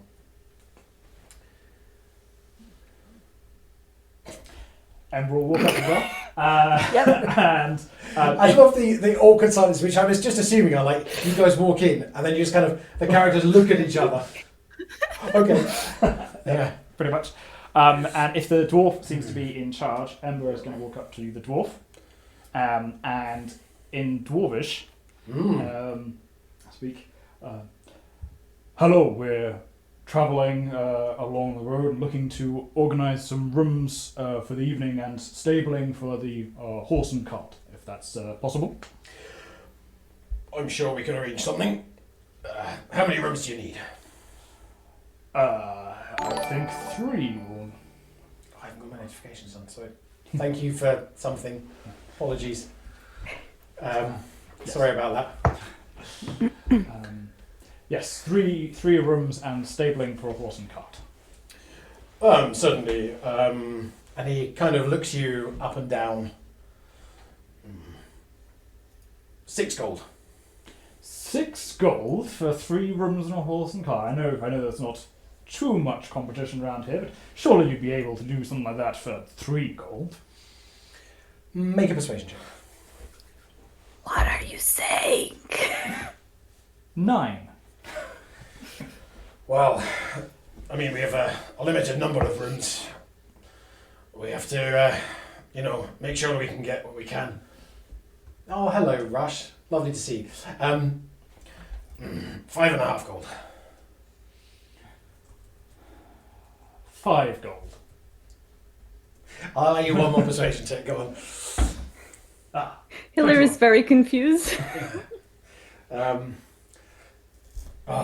been able to say no to a fellow dwarf speaker. 5 gold it is then. Well, we've got to try these things out. Plus 2 for dinner for all of you. 1 for dinner for all of us. Go on. Done. And you'll hand over 6 gold. Sounds good. And he kind of, the innkeeper wanders off, grabs 3 keys, brings it back, hands them over to you. Have your horse already in the stable? Yes, with one of our, the third colleague, the third room's for. I see. Well, we'll make sure the horse is taken care of through the night. Thank you. Are you staying here just the one night? Yes, we'll be travelling on, as I'm sure you're used to. So. Absolutely. There is the 1 night excess, 5 silver. What is he saying? Ember, what are you talking about? He's going to switch to common. He's trying to get an extra 5 silver out of us for just staying 1 night, but I'm sure he'll understand that's not particularly necessary for us. You have to understand that if you're staying for 1 night, that means we can't have people staying longer in the same rooms. And as an inn specifically set up for travellers, then people staying for 1 night must be what you're normally set up for. Fine, just a 7 gold we agreed. I believe it was 6, which I've already handed over. So he takes the key and slams it into your hand. Causes you 2 damage. Mr. Dwarf, you're very rude. He knows. We're just kidding. it's all right. That's the handshake you get from dealing with the goblinoid bandits that seem to be around these parts. Have you met some of the bandits? We had an encounter with a few on the way, just about an hour out of town. So we've had a few issues with the bandits ourselves. You're welcome. Well, you'll be glad to hear that at least 4 of them won't be causing problems anymore. Unfortunately, I appreciate that. I do. I think just 4 of them is perhaps not going to solve the issue. Just a drop in the ocean. I tell you what, have a beer on me. Thank you very much. And he goes to start pouring both of you beers. Unless you stop him and ask for something else, you'll each get a beer. I'm over there. One more? 4 bandits. Fine. 4 beers. And he pours 3 beers and puts them on the counter. Damn it. Thank you.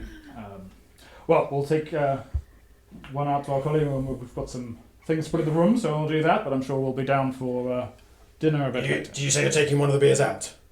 Just to the stable. There is a 1 silver tankard deposit. Oh, my friend. It's going to be an interesting stay, I can tell. Someone's being murdered tonight. Random event. Innkeeper is murdered. How did that get in there? Okay, yeah. So you take the 3 beers out, 1 for each of you to the stables. Lila's just like, Here, Lila. oh, and like dips the beak into the cup and yeah, okay. And did we take the crates up now? When we're ready, yes, we have rooms organised, so we've got a room each for us and our boxes. Okay. And she'll just like place the mug on a box, pick it up, and start moving in. Oh wait, where? Did we get any direction? Yeah, the keys have like tags on them, so you know where the rooms are. He didn't just stab them. With this key that's in my paw.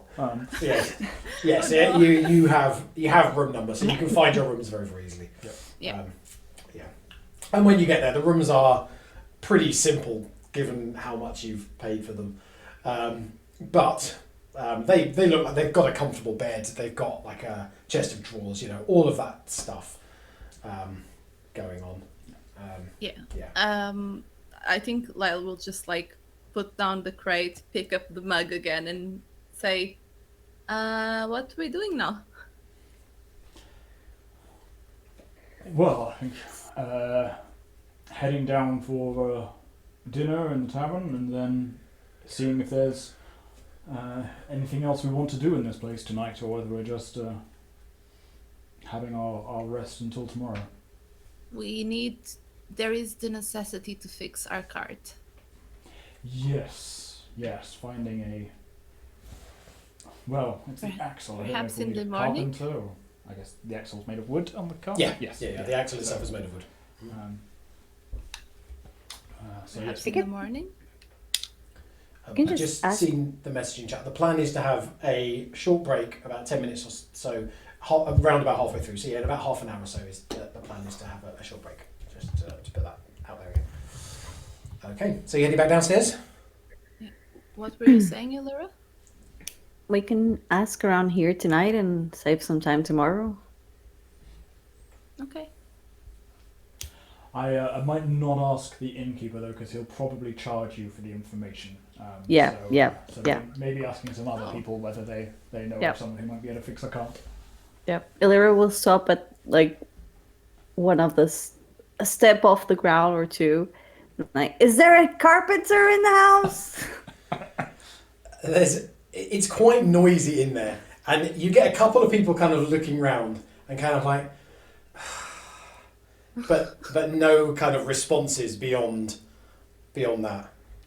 Or is this going to be like an Exandria Unlimited thing? You just shout what you need. And Yes.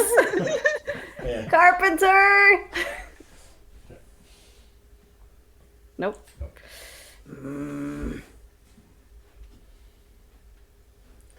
Can I look for like a table with no people on it in the Mhm. meantime? Yeah, there's a couple of tables which don't have people on it. Probably sort of 90% or something of the tables are full, but there definitely are. You can find a table and you can kind of settle yourselves down there. Pull up a couple of stools and get yourself settled down. And because you've already paid for dinner, as soon as the innkeeper clocks that you're sitting there, he brings out 3 big bowls of a very kind of hearty stew with dumplings and bread. And actually, it looks pretty good. It will definitely fill you up and be a hearty meal for you. Just pick it up and dunk my beak inside. Oh dear.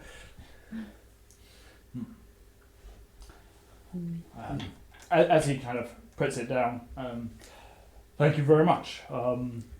We're also wondering if there is anyone in the village who does repairs on carts for people who are passing through that, not particularly damaged, but there might be we had some of the bandits used some acid in their arrows, and there's just been a little bit of corrosion. If there's someone who might be able to put some splints on a cart axle or anything like that. Sorry, this is to the innkeeper, yeah? Whoever's putting the meal down. It's actually it's the human man Right. who puts this down. We do have a carpenter, blacksmith, kind of does a bit of everything in town. Toralyn, just over there, she's art fixer. Points to a kind of a human female. She has kind of shoulder length blonde hair, as you'd expect for someone with that description. She's big, she's strong. She's also had a couple of drinks. She's in a kind of group with some of the ones who've definitely, it looks like they've been enjoying themselves for a little while. But yeah, I think she'd be your best bet for fixing a cart. Thank you. That's very helpful. You're welcome. Is there anything else I can get you? Some more drinks? Thank you. I think we're all right, but thank you very much for your help, and Ember will tip him a silver. Thank you very much. And you see him walk back, and you can see the innkeeper go, "Tips are shared." I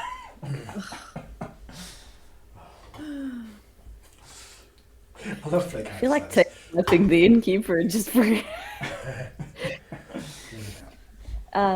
As Illyra finishes, she'll try to take like the cutlery she has and like put it in her pockets.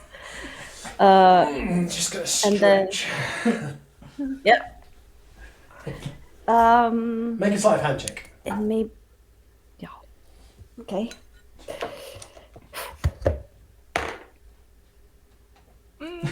That's a 7. So, No. it's not disastrous. There's not like cutlery going everywhere or anything, but it is kind of one of those really exaggerated, like looks around to see if anyone's looking.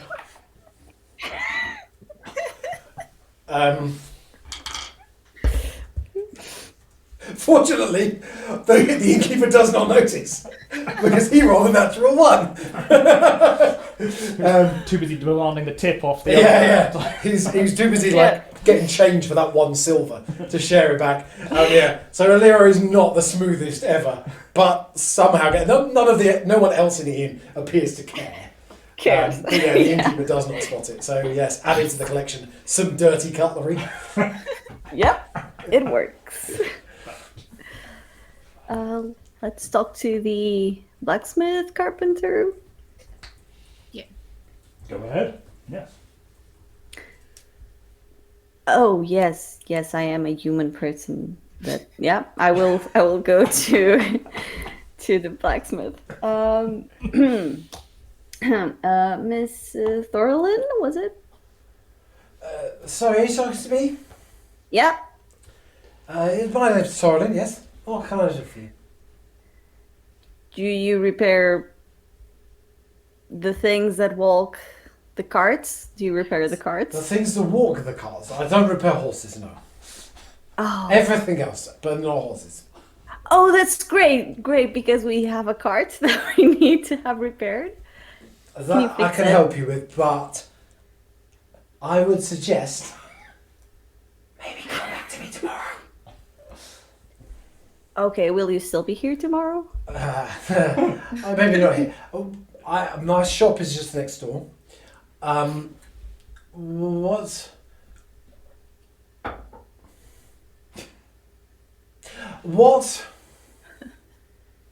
are those words? What is it that needs repairing? A cart. But is it the spinny bit or the flat bit? Let me check. Is it the spinny bit or the flat bit that needs repairing? The spinny bit. The spinny, the So spinny on the bit. wheels. Okay. I can do that for you.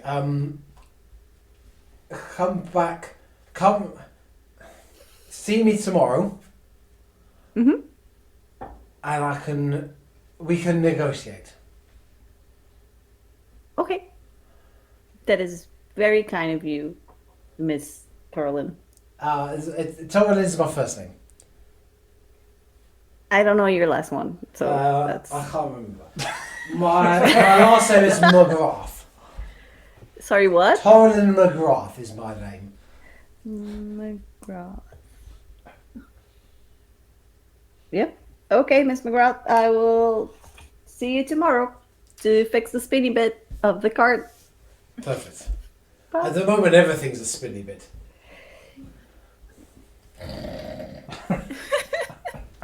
I think that went well. I believe so. You seem to have made a contact and an appointment for repairs tomorrow morning. So Yeah. ideal. Yeah. Yeah. Stick that big right in there. Yep. And then like clean it out very carefully. You do get the impression that maybe the other patrons haven't seen an Aarakocra doing this before, because you get not like disgusted looks, but there's definitely some sort of what's going on? Why are they just sticking their entire face in there? She's very self-conscious about it, so she'll pull up her hood and try to not be looked at, and it just doesn't help because obviously now there's a hooded figure with a beak trying to drink from a thing. Yes, it's safe to say that doesn't alleviate people's interest, but you manage to get through. At least then she can't as easily see the people looking at her. Yep. So yes. I don't see them, It so they worked. don't see me. Yeah. Perfect. Perfect. Lila, do you think I can take your cutlery instead? Because you didn't use yours, so Sure, yeah. okay. I'll take mine out. It really doesn't help with the beak. It's not. Yeah, go ahead. Yeah, I understand. Like, I don't always use these. I don't always have, like... I mean, I always have thumbs like a human person, but sometimes it does... I will trade the cutlery as I'm rambling. Yeah, and Lila's just going along with it and nodding. Yeah, of course, you have teeth and stuff. Yeah. So is Alira trying to switch out the used cutlery for the clean Yes. cutlery? And is she trying to do it subtly? Sure. Let's have another sleight of hand check. Trying. 9. I mean, it doesn't help that already all the eyes are basically looking at your table because you walked in and shouted, "Carpenter," and now you've sat down and just shoved your face into this food. The innkeeper comes over and he says, Are you trying to trade your dirty cutlery for my nice clean cutlery? No. Okay then.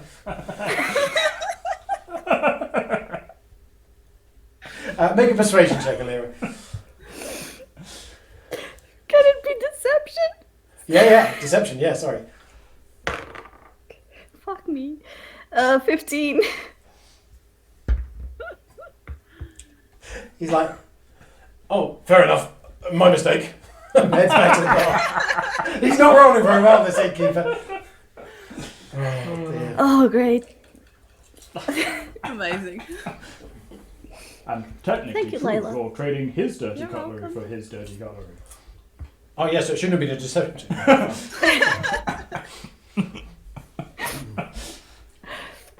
Okay. So, are you guys going to do... I mean, apart from drawing attention to yourself at every possible opportunity, are you guys going to do anything else this evening in the inn? Do you want to go back and visit the temple, anything like that? I think Ember will go to the temple, but just with the kind of aim to basically just go in and sit and spend a few minutes in the temple rather than particularly going in with the intention to like cause a fuss or anything. Okay, But obviously okay. it depends on what happens. Yeah. Depends. Make a slight no. So, is Emma going alone, or are the other two going along? I think Lila would like to go along to see if there's like anybody there that would know, like tell her like how do I places that are known around here, like places that would be like an old mine or something like that that would be interesting to write down on a map. So just see if, like general information about the area. Okay. And what about Elira? Is Elira going on? She'd probably start to go, but if someone's reminded them that they should be keeping an eye on the boxes, she'll say, "Oh, yeah, I'll stay with the boxes." I think we're Okay, thank you. locking the boxes in our rooms at this point. If you would like to come, then they can be locked away. You sure? Yeah, they'll go. Okay. So they kind of finish their dinner and escape from the prying eyes of those people around them and head over to the temple. And the first thing, as you open the door to the temple, the first thing that kind of hits you is that smell of incense. That's quite common with temples, really, but it is quite strong here. And you can also hear a gentle chant coming from somewhere that you can't quite see. You can just hear Piel dath Domine, dona eis requiem. Yay, singing. And as you go in, you're kind of gently exploring, going to sit down, and then you see a figure, looks to be human, wearing kind of priestly robes, come up to you and goes, "Hello, it's good to see you here at this late hour. Is there something I can do to help?" We have arrived. We're just travellers along the road, just here for a night, and I'm a follower of Anubis myself, but actually just wanted to come and spend some time in your temple among other holy people. Well, please have a drink. It's important to be hydrated. But thank you, of course. There's just, he produced it almost out of nowhere. You don't know where it came from really, but there's a small simple tray with kind of wooden little mugs on there. Please do. Thank you. Yes, of course. Make yourselves at home. Have a seat. Thank you, and thank you for the hydration. It is always appreciated. Good.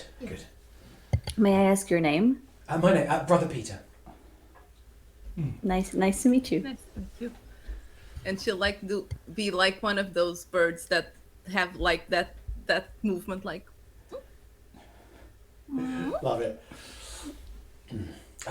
I'll leave you in peace then, unless you have any questions or anything you'd like to know. Oh yes. Do you know of places that would be good to put on a map of the area? Well, I mean, there's not an awful lot that goes on in these parts, apart from the road, the journey. I know there have been some concerns with bandits and the such, so I would be very careful wandering the wilderness. I know some have travelled north and have not come back. No, out of curiosity, have we come from the north? No, Hamish, or are we going? you've been travelling west, so you've come from the east. Okay. I see. Okay, so there's no old mines or other similar Old mines, dearie me no. locations? Dearie me Okay. no. Okay. Have you Are big all lakes? had some of your hydration, by the way? Yeah. Yes, Ember would have downed it. Right. So you all are under the effects of the bless spell for the next hour. Oh! Yay! Thank you. Thank you, Peter and Peter. Yeah. Okay. Thank you. And she'll just like write some notes. As So that's- someone experienced in these matters, how often would you recommend hydrating in this way? Sometimes I will just offer someone 11 cups of water when they first arrive. Oh. But every few minutes, certainly. What, would you like some more? Would you like a drink? Certainly, Suddenly the water is refilled and ready to go again. that is an interesting trick. Oh, you don't want to know where it comes from.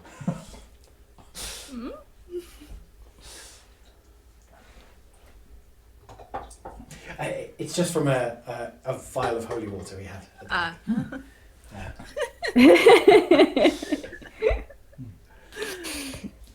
And Ember will go, if there's pews or similar, will go and kind of Absolutely. curl up on a pew for a bit before having to leave sooner than he intended to, so that he can find somewhere to deal with all the hydration. Yeah. Yes, he needs a bio break at that Yes. point. Okay. Yes. Sure. Yeah. And apart from the occasional kind of tray of water that comes around, you're undisturbed for as long as you want to be there, kind of paying your respects, doing whatever you'd like to do.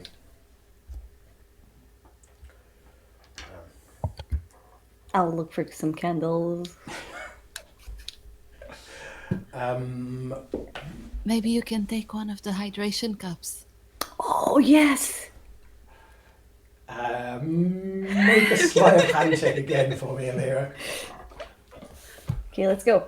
Purple 1. 22! Elira is suddenly, there's something about, must be the atmosphere with all this incense in it. Because suddenly, just wait until the perfect moment when that kind of whack noise happens in the chant to pull the candles out of the candlesticks and put them away.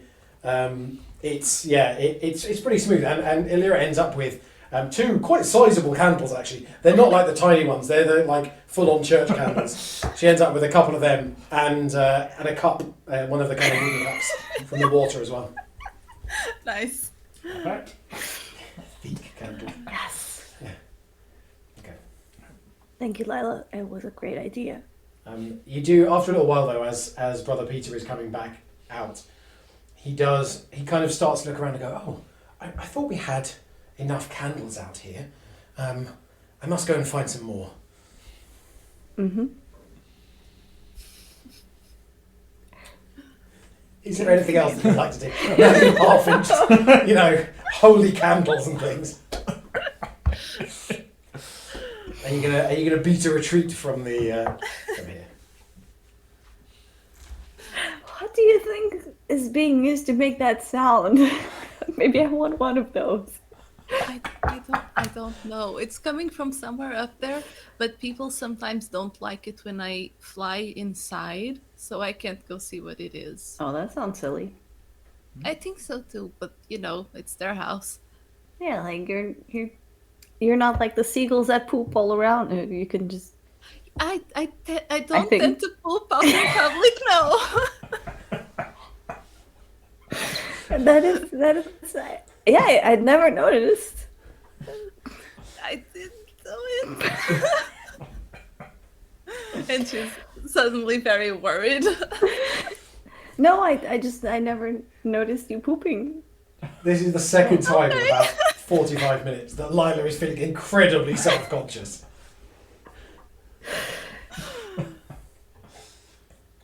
And she'll just like, Maybe let's go. yeah, I'm gonna go see if Amber's done. And she'll like go over and stand awkwardly not to interrupt, but waiting to see if he's done. I think we're ready to head back to the tavern now, unless there's anything else you'd like to do. We can go. Okay. Yes. That's Ember's walking slightly faster than he was on the way to the temple. You've never seen a dog walk with crossed back legs before. Oh dear. Yes, you head back outside, and it's kind of quite a nice cool breeze as you walk outside. This is just me wishing with the weather as it is at the moment, Yeah. but it's kind of cool, and the smell of incense had actually got quite intense while you were in there, intense incense. And so it's quite nice to get back into the fresh air, and you can head back over to the inn. Many people's celebrations are still in effect, or something, words that mean things in English. So there are still people having drinks. You can stop, have some more drinks if you like, or you can kind of turn in for the night. I think Ember will probably turn in for the night, but he's not going to stop anyone else drinking and having a good time if they want to. I think that it's been enough people for Lila today, so she's just gonna go for her bio break and then go to bed. Okay. Lyra is going to see the others go and think for a bit. Just one drink and then go to bed. Okay.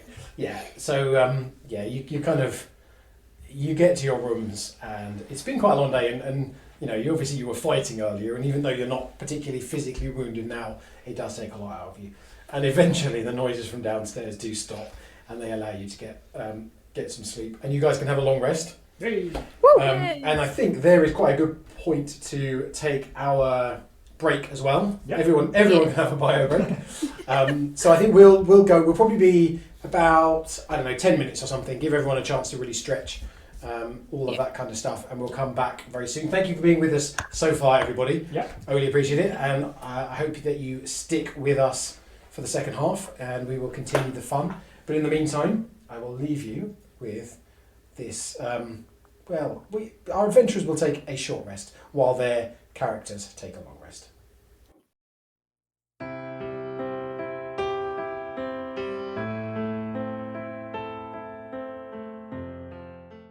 Hello everybody, and welcome back. Thank you for sticking with us. I hope you also had a good break. We managed to stretch our legs, and you can see us finishing off the crumbs of snacks that we're having in the meantime. Thank you for being with us. It's been... Katarina is right in the middle of it. So we got straight to Alira. No, of course we don't. I wouldn't be so mean to you. No, you guys have just had your long rest. You've slept through the night. It's as I say, the rooms are perfectly comfortable, and you can head downstairs and enjoy a nice. Again, the breakfast is pretty decent, and you are shocked to find that the innkeeper does not attempt to charge you any more for breakfast. I was about to, expect the breakfast charge coming through. Yeah. Amazing. When you try and check out, he's just going to be like, right, well, that's an extra 20 gold. Yeah. I'm not even going to steal the forks. Yeah. You can munch down on your breakfast, and you saw when you were going to the temple, you did see that the building directly next door to the inn is in fact it's labelled McGrath's Repairs. So that's where you're headed. Yep. We knock or open the door or say hi. When you go inside, you can see the woman that you saw yesterday who was having a good time. She looks perfectly fine today. No, hello. It's very nice to meet you. What can I do for you? Yes. Miss Thorlin McGrath. We met last night. We were at the inn, and we talked about you fixing our spinny thing in the cart. Spinny thing? I'd have to be a little more precise than that, I'm afraid. The thing that the wheel. I use them very often, but I keep forgetting the name. The wheel, you say? Okay, certainly. So I believe it's actually the axle between the wheel. I think that's what it's called. Yes, absolutely. Yes. Isn't that a singer? The well-known bard from yes. I could repair it with a rose, perhaps. Yes, certainly I could repair that. May I ask what's wrong with it? It had got some acid on it by mistake. Well, not our mistake, but... Well, by a mistaken shot from the bandits that would have hit us but accidentally hit our cart, I suppose. Oh, I see. You were attacked by the bandits, were you? Yes. I see. And then we attacked them. You look later. remarkably unscathed. Amber is a healer. Yes. A useful set of skills to have. Yes, it does come in handy every now and then. Employee. You can see Torlin she's itching to give Ember a scratch behind the ears, but is just resisting the urge. Oh, I see. Well, I'm very impressed that you managed to defeat the bandits. I'm sure that I could repair your axle. I wonder if a trade might be in order. What did you have in mind?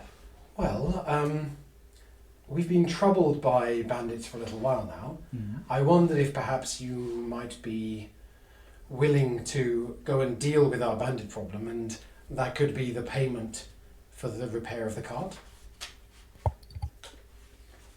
I am Yeah. certainly happy to investigate the dark places of the world and bring safety to those who need it. So So, is that a yes? I think so. He's yeah. Okay. He's intense. Yes, I mean, I can point you in the right direction. I don't know exactly where the base of these bandits can be found, but I can certainly point you in the right direction. that sounds like a worthy cause to me. So Okay. Can we leave some crates with you here to guard and keep safe while we go? Yes, I think that's fair, given what you're doing for us. You can bring them into my workshop. I'll lock it up anytime I'm not here. Yeah. Don't Okay. don't look inside them because our job is to not look inside them. Oh, I see. Okay, sure. I'll go get some. Maybe if you're that bad at your job, I should reconsider. No. The goblins opened them. Open the wine. Wow. The boxes. I We see. killed them before they opened the wine, thankfully. That's good. That's good. That is wonderful. Yes, please do bring them in. I can tell you, a party of definitely not as good as you adventurers did go looking for the hideaway. It's to the north. If you follow the path, there is an old hunting path north out of town. If you follow that, you'll find their campsite. We've been back to the campsite since, and there is not really any sign of them. We don't know exactly what happened. But hopefully, if we start there and go poking around, then either we will find them or they will find us. Yes, and that's the reason that they travelled in that direction, is because we know the majority of the attacks, well, all of the attacks really have come from the north. Right. Well, that sounds like a good lead. Lily's like carrying a box in the meantime, like going back to the shop. Yeah, and as you bring them in, it's fair to say Todd again is a little bit confused by this definitely human Enueru and Arakokra coming in, but is what kind of directs you to the right place to put them in the corner. They'll be perfectly safe there. Okay.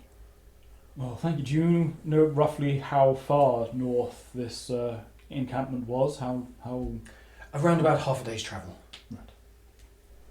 Depending how fast you can travel, I don't know. We are an unusual group. Yes, they were all human, I believe, who went to uncover this. Yes, we are also all human. I'm What not about this Arakokra human? Sorry, I do beg your pardon. I thought you were an Arakokra. I am an Arakokra. Oh, That's right. oh, phew. I didn't want to say something offensive. And you're That's a okay. furry? No. And anyway, I apologise. Anyway, yes.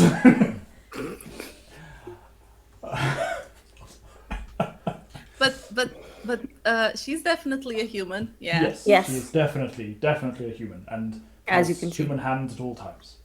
Yes, thumbs. See? Yes, I'll be honest. Most of my human customers don't feel the need to show me their thumbs. But whatever. Yes. We're please. gonna go now. I'm just We'll find these bandits and deal with them in exchange for the repair of our cart. Thank you. Wonderful. Yes. Is your cart at the inn? Yes, we'll bring it through to the warehouse. Perfect. Workshop. Yes. Yeah, and again, you can do that very, very easily. Not a problem. Super easy. Barely inconvenient. Yeah, and you are free to begin your adventure. Mm. Just after halfway through. Yeah. No, it's all good. Sorry. So we'll attempt to find this hunting path that goes north. Yeah, the hunting path is fairly easy to find. It's kind of it's a path in as much as it's kind of worn. You know, when a lot of people have walked somewhere and all the grass is kind of worn away and it's bare earth. So that's the kind of path you're doing, and it kind of just heads directly north out of town. It's very easy to find, and you can start your way along there. There are a few places where it's a little harder to make out the path than others. Whoever would like to make a survival check for me. I'm happy to as we're going. I can assist at most. I also can, or give you advantage if you'd roll with like. advantage. Yeah. Natural 20. So, Yeah. 27. It's pretty easy going for you. It's exactly. What is it, boy? Drops to all fours. Yeah. It goes very smoothly, and you there actually you get there even quicker than the half a day that was anticipated. You find a little bit. It's little more than a clearing, really, but you can definitely see there's the remains of a fire in the middle of the thing. There's actually torn remains of kind of tents and things like that as well around the place. This definitely was once a campfire. As we're getting close to the kind of where the bandit encampment was, Ember is just going to walk up to Alira and kind of hold onto his holy symbol and just kind of place a paw on her shoulder and give you a vigilant blessing, which will give you advantage on the next initiative roll that you make. Oh, very cool. Ooh. Is there a time limit on that? Nope. Oh, wow. Well, until I use it again. So it can only be active on one person. Which Awesome. was on me to start with, but it's now. Mm. Yes. I'm so fast now. So vigilant. The irony. She's very vigilant for things she might be able to nick. Oh, a shiny. Mm. Hashtag blessed. Yes. Can I look around and try and figure out from this encampment in which direction would they have most likely gone? Make a survival check for me. I rolled a 1, so that's a 7. It's a little bit hard to say. It's been quite a while since there was very much activity here. It is very hard to tell. At a guess, you'd say probably north, but that covers quite a lot of ground. Yeah. I say they've gone maybe possibly north. Seems a likely direction for them to have gone in, so yes.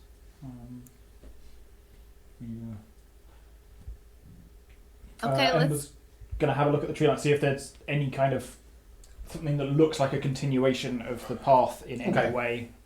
Make an investigation check. Specialty. 10. There's definitely not a continuation of a path. What you do see in some places is there are some kind of leaves which have been kind of trodden on, some plants which have been trodden on. So there is kind of the evidence of the very beginning of a path here, but a path more in the sense of just somewhere people have travelled, rather than there being a path on the ground to follow or anything like that. Well, if you think they've gone north from here, this might seem like a good place to start. Okay. Let's go. Okay. So you're continuing on? Yeah. Yep. Okay. Because you didn't get a very clear indication of where the path was going, make a survival check at disadvantage. Who wants to roll? Do you want to do this one as I did the last one? Sure. Okay, that's better. 20 total. Oh wow, okay. Yeah, you actually, once you get past the first area, which is really, really tough, it starts to get a little bit easier for you. What you find is probably the last, 20 metres or something. It looks like whoever or whatever ambushed here was being very careful. before that, it seems like much less care was given to how the party travelled. So you do start to pick up some footsteps in places, some areas where you can see that maybe like a branch has been cut, that kind of thing, to allow people to go through. So you do start to make like a way forward, and as you do this, it takes you a few hours, but it starts to go towards. There was a kind of hill line that you could see in the distance from town, and you're getting closer and closer to it, and this pathway seems to be taking you towards that hill line, towards some of the kind of foothills that are there. Okay.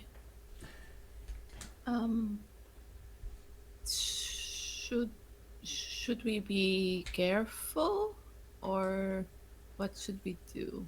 Well, it looks like those hills are a likely place for I don't know if they found a cave or something. We can try and be stealthy if you would like. I wouldn't say it's particularly my specialty, but if we want to try and try and go stealthily, then we can. Try and persuade the things not to give you away. Yeah. Please leave. Don't make a noise. I don't know. I just thought maybe we could try and see how many they were. Mm-hmm. Yes, well, we can, as we get closer to the hills, I'm happy to attempt a stealthy approach. Sure, we can attempt, yep. So, as he's getting towards that, Ember is just going to having someone guide himself to try and... Okay. Everybody make a stealth check for me then. 21. So, with my guidance D4, I got a 1. Because it's a natural 1 minus 1 with 1 on my D4. Amazing. 18. What did you get? Sorry, the door. 21. 21. Okay. There's a little bit of a dichotomy of approaches here. Lila and Elira they're doing a good job of stealthing through the forest. They are kind of there's the occasional kind of sound, but there always is going to be these things. It's definitely making sure that not too much is going on. Ember's doing okay, and then he thinks he sees another dog through the trees. And yeah, it slightly gives away a position. But on the bright side, because it's a kind of a group role, we're going to go for the fact that anyone who might have been hearing it just thinks it might be a wild dog. So that's how we're going to do it. Thanks, guys. But one of we've got a random event. One of you two, I don't mind which, it's either up to either of you, clips Emma around the ear for making such a noise, and Emma takes 1 damage.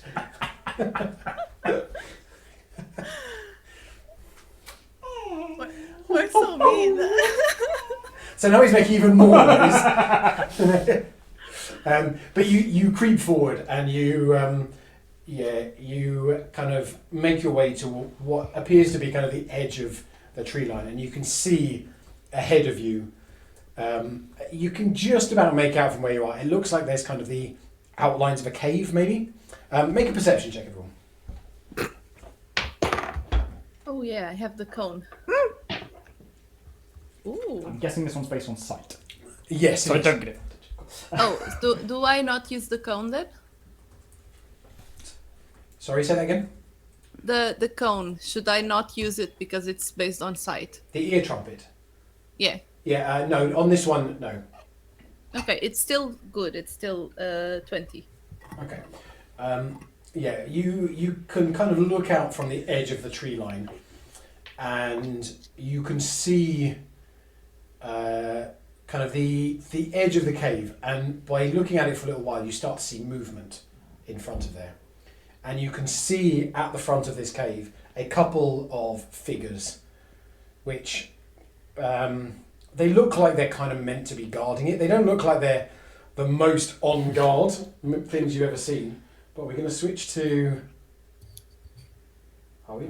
No, because I'm going to press the wrong button. We're going to switch to this, and so you can see kind of the edge of a cave here. This is the edge of the hill. I am probably the worst artist in the known world in terms of 2D stuff. So this will be interesting.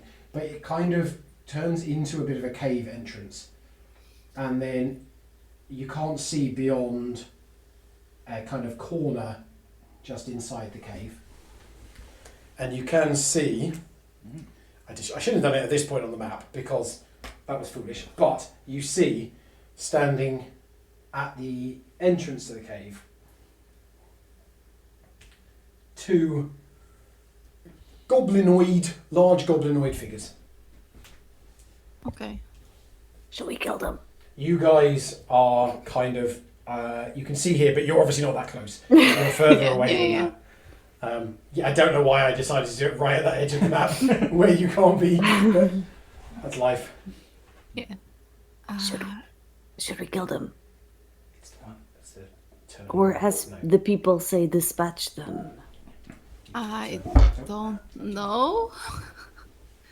It would seem that maybe we should at least get them out of the way so we can hide the snacks. Healthy snacks. Unfair! so we can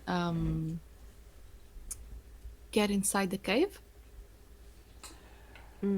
Yes, I don't think we'll be Yeah. able to sneak past them, but if we can try and take them out stealthily, then that's I mean, we're well hidden here in our snack trees, but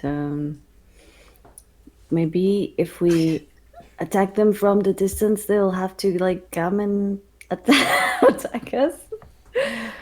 But won't if, they call others in either case? yes, if we Okay. attack them, they might try and run back into the cave to alert everyone else. Let me think for a moment.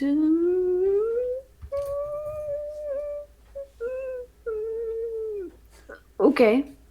So the tree line is about 50 feet away from these figures. Okay. They haven't noticed you so far as you can tell. Did you say 15 or 50? 50. Okay. I can cast a spell that would make the area very quiet. Mm-hmm. It has like a radius. That could certainly be useful to try and take them down. I can also try and put them to sleep, and if it works, we'll be able to get up to them without them. That might be better, yeah. But it may not work. So I think casting both at the same time is probably a wise plan to see if one of them doesn't work, the other one. Then, okay, so you cast it, and if they don't fall asleep, I'll cast silence right after. Okay, sounds like a good plan to me. And Okay. then, And if the sleep doesn't work, should I shoot them? And she pulls out her bow. Do you have like sleep arrows? No. Do you have like a potato silencer? What's that? It's like a potato. Do you have any potato salad? Now you mention it. Yes, I guess. I mean, it's possible that one will go to sleep and the other won't. So, just if one doesn't fall down snoozing, then try and take out the other. However is best, I think. Wait, okay, so if one goes down, we shoot the other? I think probably use your silence anyway, just in case. Okay. Or Okay.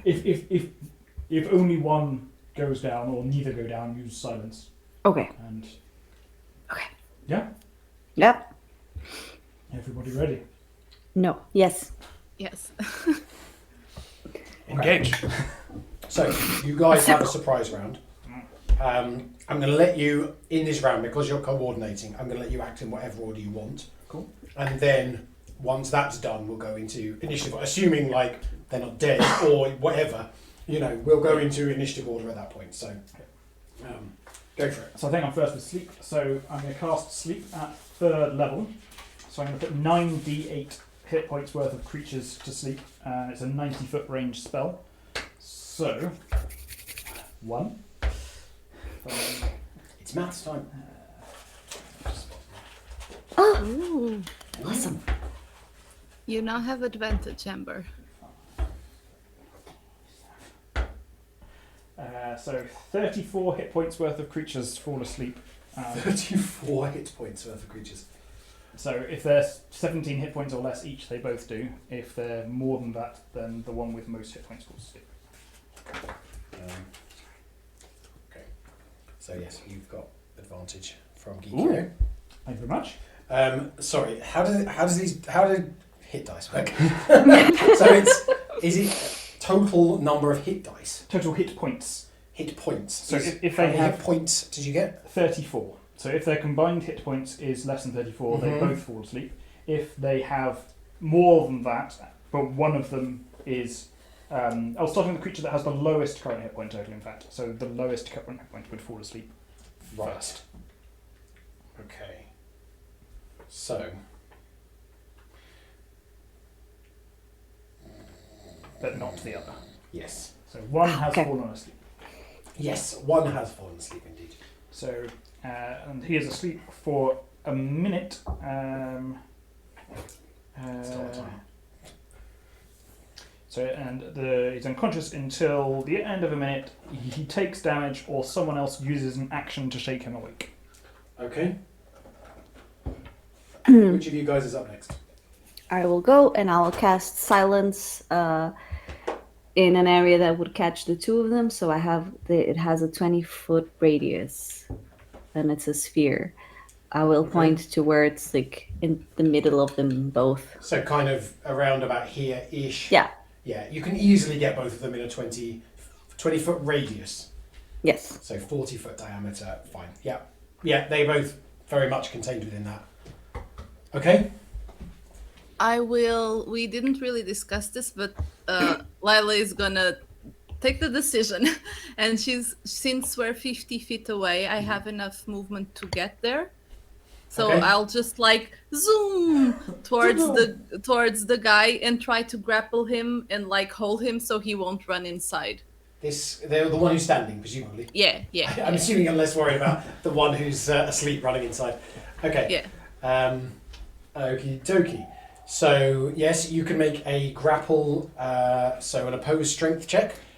So, athletics opposed by either athletics or acrobatics. Good. If you want to do that. Okay, athletics. Okay. Oh no.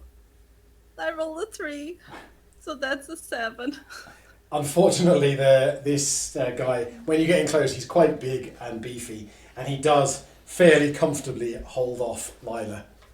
Unfortunately. Okay. Can I try again with my second attack, or is this not how that works? A grapple takes up your attack action, I believe, I which see. means no other Okay. attacks. Okay. So... Okay. So... Do I or do I not?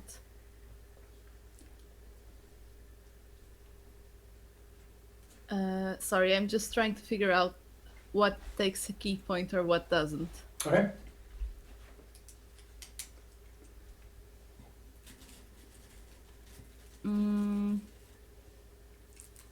Yeah, I'm gonna use a key point to do a flurry of blows Okay. to like get into quick jabs with my normal bird hands. Okay. Go for it. Perfectly normal bird hands. They're always bird hands. Yeah. Yep. Ooh, that's an 18 on the dice. For a total of 25? That hits. Yeah. I was scared for a moment. Yeah. Boss Goblin. Yeah. No, that hits.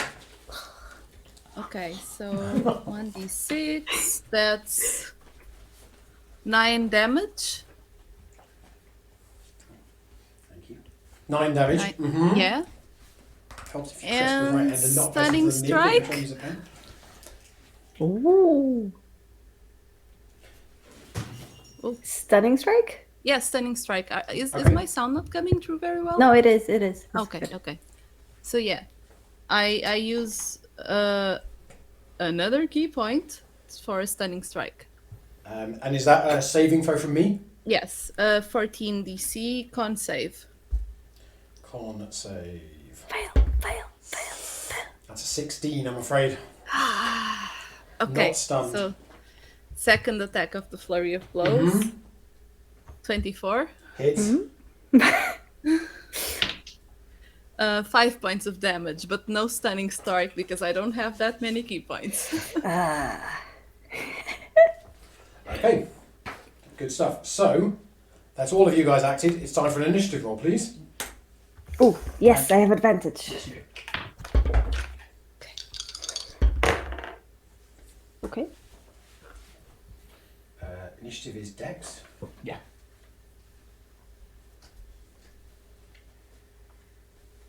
Should obviously know that. Okay.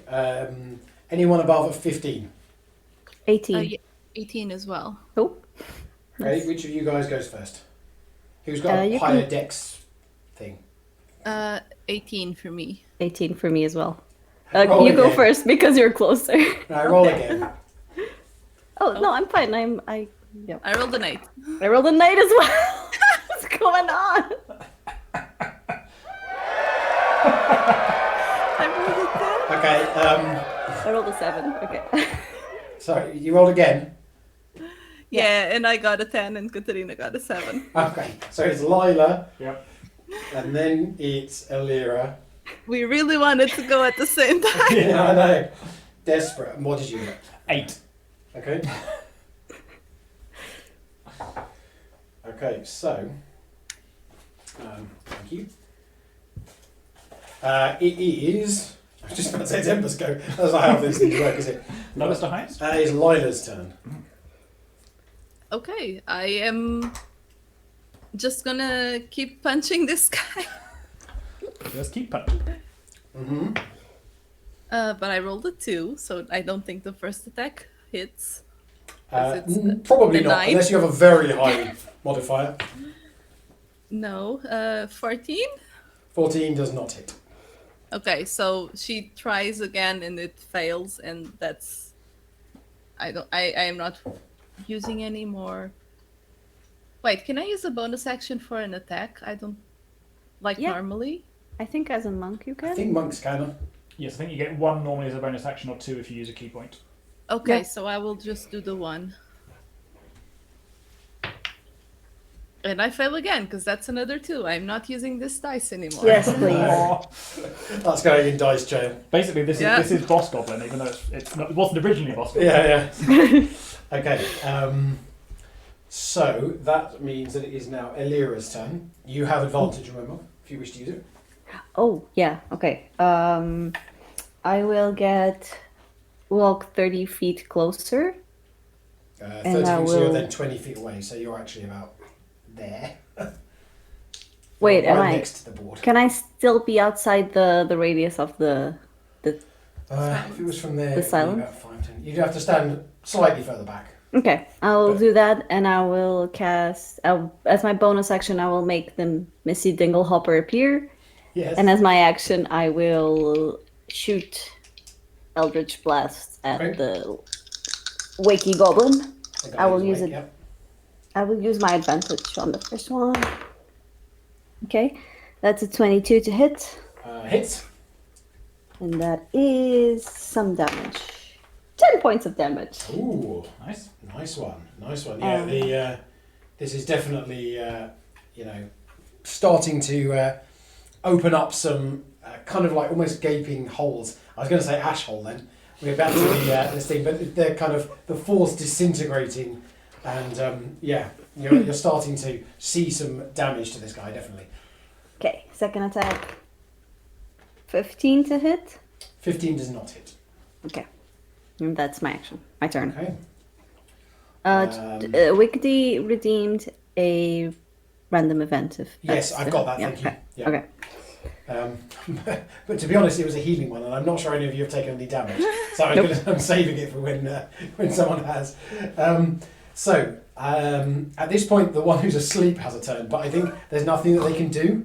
No, until a minute has passed, which is 10 rounds, 10 or rounds, someone yeah. else wakes them up. Okay. So, then it's Ember's turn. Okay.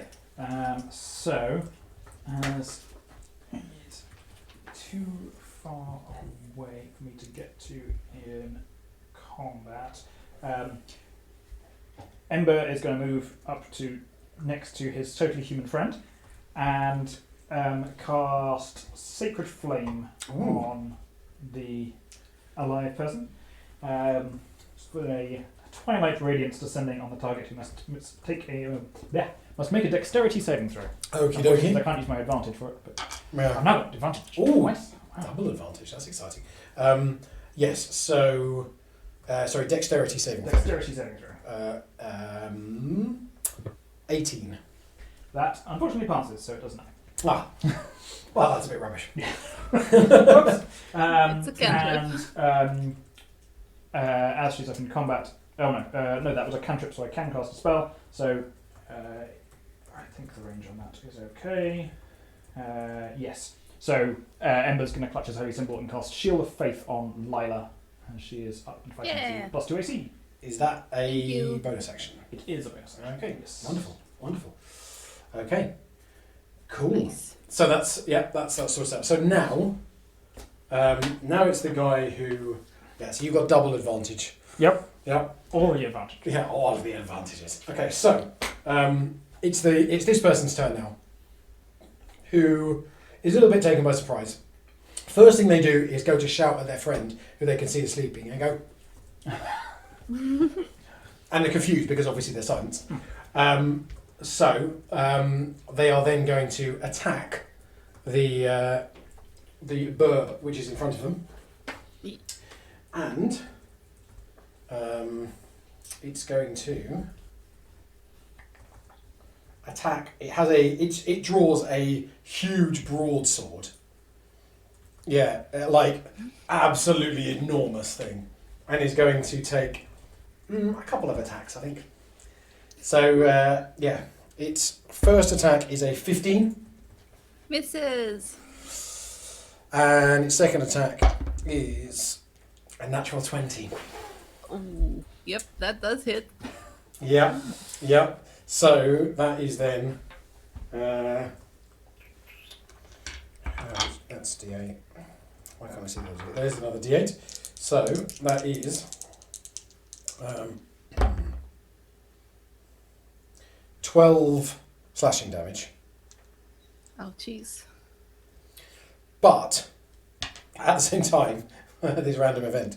So Lila actually heals 3 points from that because the glow of warmth that comes from knowing that her friends are beside her really just drives her forward and gives her that little bit of healing. Just takes off the worst of it.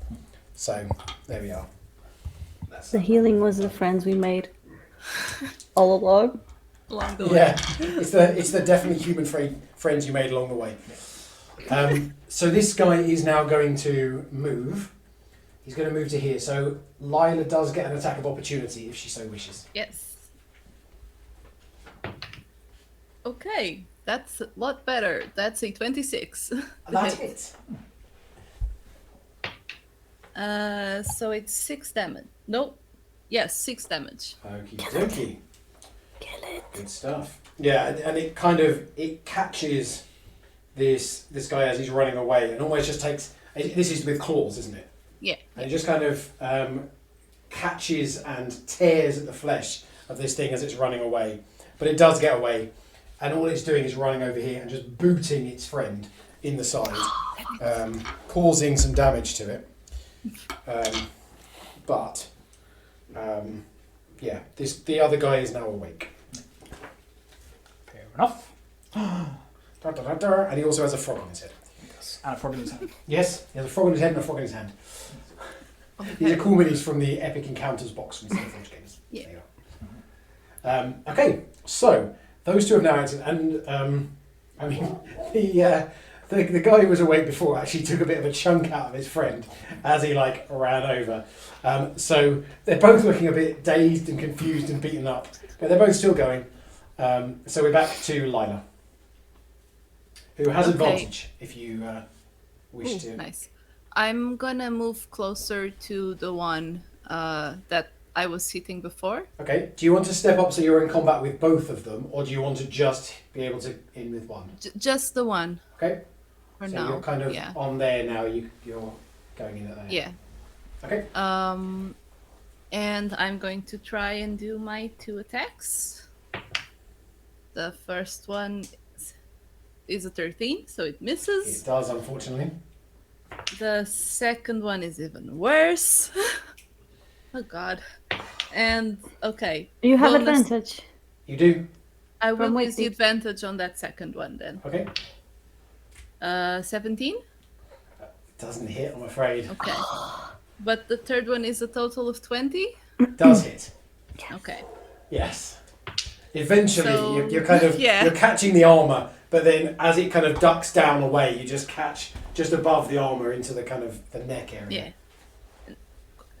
7 damage. 7 damage. Good. And again, opening up quite a serious wound on this guy as they're going along. Okay. And it goes on to Illyra's turn. Can I? Okay, bonus action. Place a tentacle within 10 feet of them, so I can slap the tail, so I can slap one of them. Yeah. You can have it so that it can only slap one of them, or it could be both next to 2 of them. It has a 10 feet reach, Okay. so it could be like within 10 feet of both of them. Okay. Do you want to go in front or behind? Let's go behind. Deary me. I didn't say anything. Yeah, you chuckled. You like, never oh yeah, there have we go. We've got a.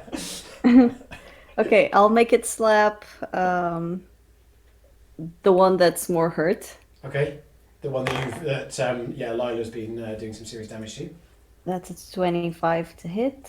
Hits. That's 8 points of cold damage and speed reduced by 10 feet. It turns into an icicle with that cold damage. Just you can see it just like freezes up and falls over and then just smashes as it hits the ground. Yeah. And it's gone. One to dust, Okay. one to ice shards. I will move closer within range. Can I get within 30 feet of, like, in melee combat range with the last one? You should be able to. 5, 10, 15, 20, 25, yeah. And I will attack it. Okay, you are obviously silenced, just so that you know. I know that doesn't affect your attack Yeah. here, but... Yeah. Yep. Oh, fuck me. No, that's 11.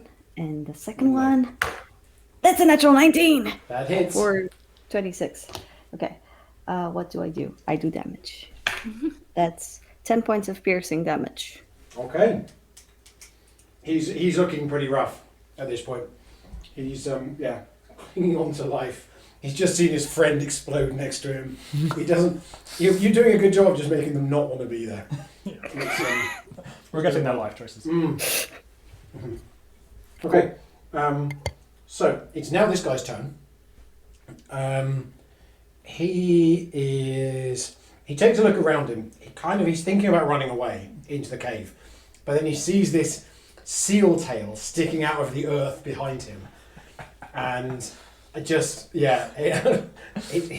kind of resignedly, as much as anything else, turns back and is going to attack Illyra, who is in combat with him. And is going to do. He rolls a 19 to hit, Yeah, hits. and is going to therefore do. How do dice work? That's the one. That is 10 points of damage. And with the second attack, that's a 16 to hit. Misses. Ooh. So yeah, this guy again, he's using the broadsword.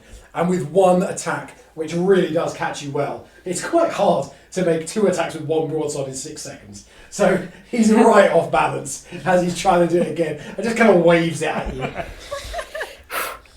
Yeah, so does not get any more damage down. So that makes it Ember's turn. Okay. Ember currently has double advantage. Yep. So, as they've both taken quite a bit of damage, just before charging in, he's going to let out a growl that neither of them hear because they're in a zone of silence, but be able to cast Healing Word on Lyra, who's just taken the last. Presumably Healing Word doesn't require you to be heard by the person you're healing. I assumed not, but that you can see within range. Perfect. So you regain 7 hit points. Oh, thank you. And then I'm going to charge in and try and hit him with my Warhammer and actually use use my advantage. Where do you want to go? Here? Yeah, that'll be. Okay, cool. Are you going whack-a-mole or are you going for a different approach? Whack-a-mole didn't work particularly well last time, so I'm going to kind of go with a golf swing with it and see if I can take him with that. I'm not sure this is working any better. 14? Does not hit, I'm afraid. So that was my first advantage gone, but doesn't hit. Okay, So, okay. Ember is not the best with this Warhammer, it turns out. He's been holding it in his mouth and just going... He's just trying to get someone to play tug with him. Yeah. Okay, so on the bright side though, it's now back to Lila. So So she'll step in to be in range to fight. Yeah. And go for her attacks.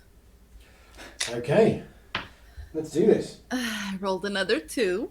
Oh. Okay, I need a new dice. Let's try that one. Not super great, but 15. Doesn't hit, I'm afraid. I'm gonna keep trying different dice. That's another 2. So yeah, no. I think the problem is Lila and not the dice. I hope that you have like a lot of dice to go through. If all of these are dice jail. Yeah. Oh dear. Yeah. I mean, it's a wonder to behold. I mean, Lila is throwing punches so fast. It's like those in movies where it's almost like a blur, but nothing is hitting. It's just like a couple of them kind of ding off armor, but it's kind of like I guess like in a movie where you're basically trying not to hit someone, but you're just kind of flailing. Yeah, for Lyra, she's just hitting all of them. Lyra is super impressed. Like, she's so fast in hitting it. I don't see any problem with that. Yeah, but to be fair, Lyra thought that Lila was human, so she's doing not that well. But it's now Lyra's turn. Oh, I will slash at it with my tentacle. With my tail. This is 15. And I will attack with the Dinglehopper. Mm-hmm. That's a natural 17 for 24. That hits. That's 10 points of piercing damage, apparently. That's all I roll. And 10 points of piercing damage. That was a good Yeah. sticker. Yeah. Oh, thank you, Bald GM. Thank you for that sticker. I really, yes, it was because there was a slap of a sticker on there, but I haven't got them properly labelled on here. Absolute nightmare. So I apologise for that. Thank you. I appreciate that. And yes, so we got the good vibes noise, so we can have a little dance to that, even if we didn't see the stick properly. But that is entirely my fault. Thank you, Bald GM. I appreciate that. 10 damage. 10. 10. This is your speciality is leaving them like basically wishing that they weren't, but still standing. I still have one attack though. Okay. Here we go. That's a natural 19. That hits. And that's 7 points of piercing magic damage. Yeah, I mean, you somehow managed to get right through him with your Dinglehopper and like stick him to the wall. He's just like there with a fork sticking out of his chest. Oh no! He has ceased to be. Ugh. Oh wait, I can just make it disappear. Yeah. And so he's like his last moment. He just sees this thing disappear from out of his chest. Looks up and goes, "Huh?" And collapses. sorry. Okay. Lila is like looking at her claws in the silence, going like, and then points inside, like, And as you turn around, like Ember's just there, kind of practicing his golf swing, being like, Lyra just went. no, because she said she mimed asking if my claws were okay, so she's like I just see. using her She was claws. just showing off that she was the only one with thumbs. Yeah. We get it, Lyra. You have thumbs. Okay. Yes. That was the Yeah. weirdest thing about it. It was Yeah. intense combat Yep. with moments of slight slapstick in complete silence. Like, not just quiet, silence. Yeah. Lila is a little injured, but is still okay. Me too. Ember's going to walk forwards until you can hear his footsteps again, Okay. and then kind of. So he gets to about there. Yeah, Lila will follow. Yes, can kind of wait for probably them to dismiss come out, and he's going to use a couple of spell slots to do a cure wounds on each of them Okay. if they're looking Thank you. damaged. Yeah. Oh, actually, when I took damage, I should have made a concentration check. Should I do it now? It doesn't matter. Don't worry about it. Okay. Does it? Has the tail now disappeared? It lasts for a minute, so I would Okay. think so. All right, fine. It's gone now. So Lila heals for 12 hit points from cure wounds. Yay, I'm at full. And Alira heals for 5 Oh, I only- hit points. Sorry. Oh, thank you. I only had 3 down, so Mm. Perfect. Good stuff. Good stuff. Okay. Yeah. Lila will follow inside the cave and look Okay. around. So, as you move a little bit further in, So Shield of Faith has a duration of up to 10 minutes, so that's around Oh, for... cool. is that concentration? I can't remember. It is concentration, yes. So, you kind of see this carries on and turns again as you're coming down here. You can see there is some light flickering in the cave a little further in. You guess it looks like there's flame of some sort illuminating the place. Lila's got my Shield of Faith, is that right? Yeah. So as we get slightly further in, Ember is going to take a small platinum ring out, which is on a kind of chain necklace, and it has the same symbol of Anubis as his platinum collar that he's got, and he's going to put it around Alira's neck, as Lila's got the Shield of Faith, and cast Warding Bond, which isn't concentration, but will give you a +1 bonus to armor class and saving throws for an hour, and you have resistance to all damage. But whenever you take damage, I also take the same amount of damage. So it's kind of half goes to each of us rather than. Ooh. Ooh. So, Ooh. there you go. Interesting. Interesting. I don't think you're ever going to see that necklace again. No. Amber. Probably true. But like, it's no longer even protecting Alira. As soon as you turn away, it's like, oh, that's in the bag. Straight in my basket. Yeah. Dear. Okay, so are you pressing on? Yeah. yes. There Are is you doing actually a chest quietly? there, by the way. Oh. That is just that's a little chest.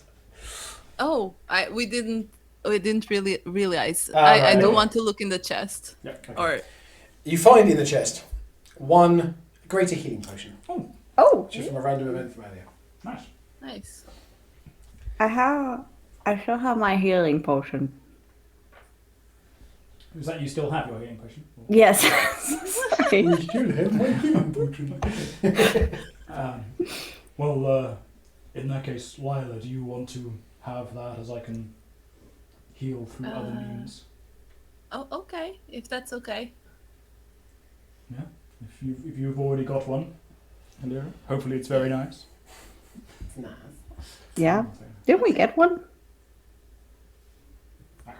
We had some. Wait.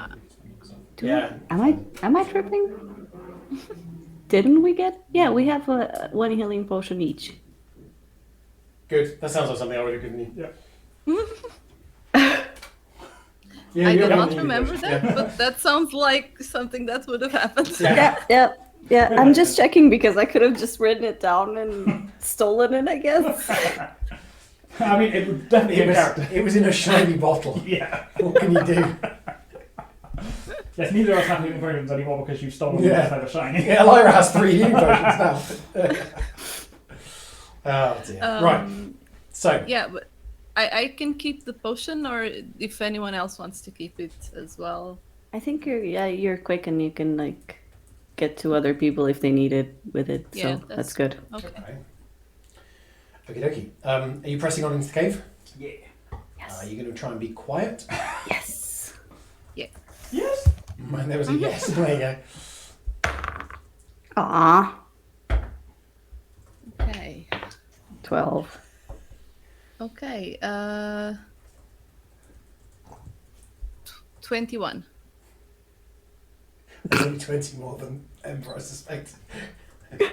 Wait, what? What's happening? What's happening? We're doing stealth, aren't we? So, Yeah. unfortunately, due to my chainmail, I have disadvantage. One of my rolls was a natural 20, the other one was not. So 3. Oh, 3, okay. 12. Okay. And what is your marching order as you go in? Is Emma going to stay at the front? As Ember's at the front, yeah, Ember will Okay. stay in the lead. Okay. So you start moving in. As you get to about here, Ember, make a dexterity saving throw. We're so good at this, guys. 15. Okay. You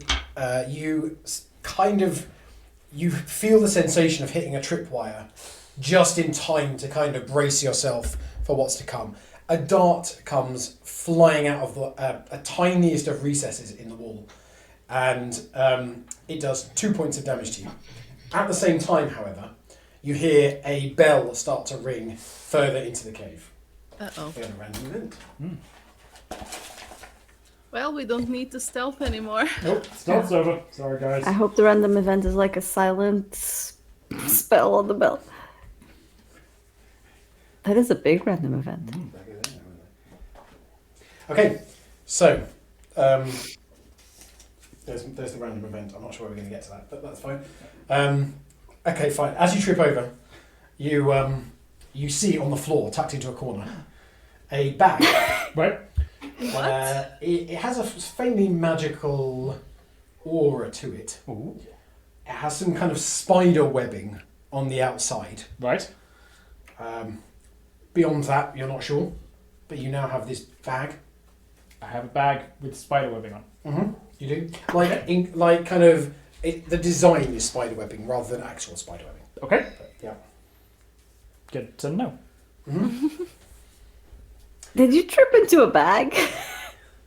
I appear to have fallen my way into a very nice bag with some spider webbing. It's very fancy. Okay.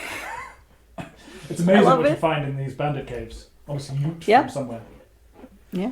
They just don't treasure things. Okay. I guess charge. They know we're coming. Yes. Sure. What?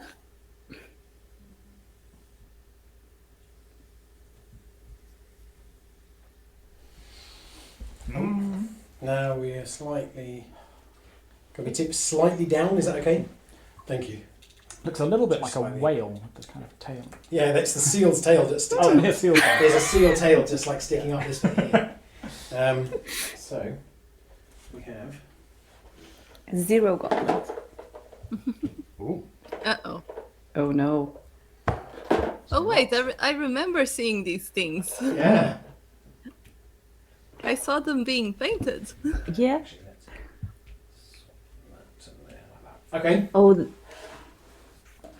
Um, looks like a place so- for a sacrifice. as you carry on round, Mhm. we're going to roll initiative because they know you're here, Yep. Yep. and we're going to have. Ah, fuck me, poop. Sorry, this is a family stream. Roar. Oh, no. Okay. Let's see. Where are we? Down here. So let's roll some initiative. Okay. So that is I would just like to say that I am now one of the dice that I am using is one that the boss gave me. So hopefully that will help me. So it's her fault if things start to go wrong. Well, I'm just hoping that it will give me some luck. Okay, who got more than 15 on their thing? What do you call it? Initiative. Initiative. No, okay, no one got more than 15. 10 to 15. 13. Okay. Sorry. I got a 9. Okay, I a have a 9. five. Oh, thank you. Advantage to Lila. Thank you. A 9. So is that a 2? Okay. 5. 5. I rolled a okay. natural 1. Lila. A bleeping natural 1. Okay. So, up first, we have this person here. I'm going to say, actually, you've moved on a bit since then, because you did say you were charging round. Didn't you? Yeah. Yeah. So we'll say that you're kind of like here, something like that. Yep. So, this person is going to move to here, and you see them start to chant and move their hands in a particular way, and you see their skin starts to kind of it starts to turn kind of brown, but in chunks. It begins to look kind of like a tree. So they cast bark skin on themselves, essentially. So they have now done that. But other than that, they're going to stay where they are. And so it is Ember's turn. So I don't think Ember can see the other one yet, really, with where the kind of cave walls Yeah, and stuff yeah. is. We'll have seen So- this one move yeah. up to there. Yeah. So we'll move 35 feet towards the one that he can see. So 5, 10, 15, 20, 25, 30, 35. Ooh. Can get into And melee. Into melee combat. So we'll... Oh, there's an advantage for the DM. Let's Ooh, advantage for me. try this Warhammer thing again and see. I think I've got one advantage left from... Because I had 2 ages ago. Yes. Okay. Mhm. So... How many times have you tried to use this Warhammer? Is it about 40,000? Carry on. It will be by the end. Yeah. Thank you. Thank you. So this time, rather than going for a kind of whack-a-mole or a golf swing, he's just going to kind of jab with the end of it to see if that actually is better with a bit more control. Natural 20! It worked! With the handle of a Warhammer. Okie dokie. But with a 1 on the damage is 5 in total. 5. Okie dokie. We can do that. And is anyone still damaged out of you two? Or? Did you use that advantage? Yes. Yeah. Okay, cool. Thank you. So I don't think I've got anything I want to do my bonus action for because concentration's up. So yes, if he can see the other one as he's kind of charging forward, Mm-hmm. he's going to use his bonus action to kind of shout back, "There's another one!" Okay. If that's all right. Yeah, that makes sense. That makes a lot of sense to me. Okay. So it's now this guy's turn. The other one. Yes, yes. And I am now having to check some spells because I don't remember how spells work. I can look them up for you if you'd like. You're very kind. You're very kind. So this one is going to again. You see some magical incantation and some words chanted, and where the last one slowly the skin turned to bark. This one turns invisible. Oh. I promise there's another one. And at that point, you you don't know what else that person has done or is doing, but they are no longer visible to you. Great.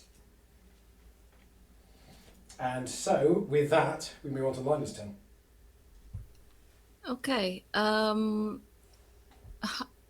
How far away am I from the visible one? You are 40 feet, I believe. Okay. So I'm going to move up to be at 10 feet away from him. Like for him to be within 10 feet of me, essentially. Okay. To avoid them being behind cover, you are going to have to go. What's your movement? 50.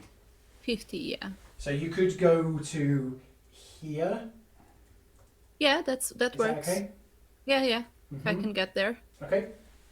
And I'm going to use my bonus action to poof out my second wings. Yeah. So that's another key point. Mhm. And he will need to make a what's the save? DC 14 dexterity save. Yeah. Passes, unfortunately. Okay. I mean. So say that. nothing happens, just the whoosh of wind when the wings come out. And I'm just gonna go and take my 2 attacks with the With the wings. wings. Go Yeah. for it. Okay. Total of 20. Hits. Yeah. Ooh, maximum damage, 10 damage. Ooh, very nice. And attack number 2. Nice. For a hold on, math. 26. Hits. Yeah. 8 damage, yeah. Okay. Cool. Yeah, I mean, these wings again are just kind of ripping into it, and you can see scratches appearing all over.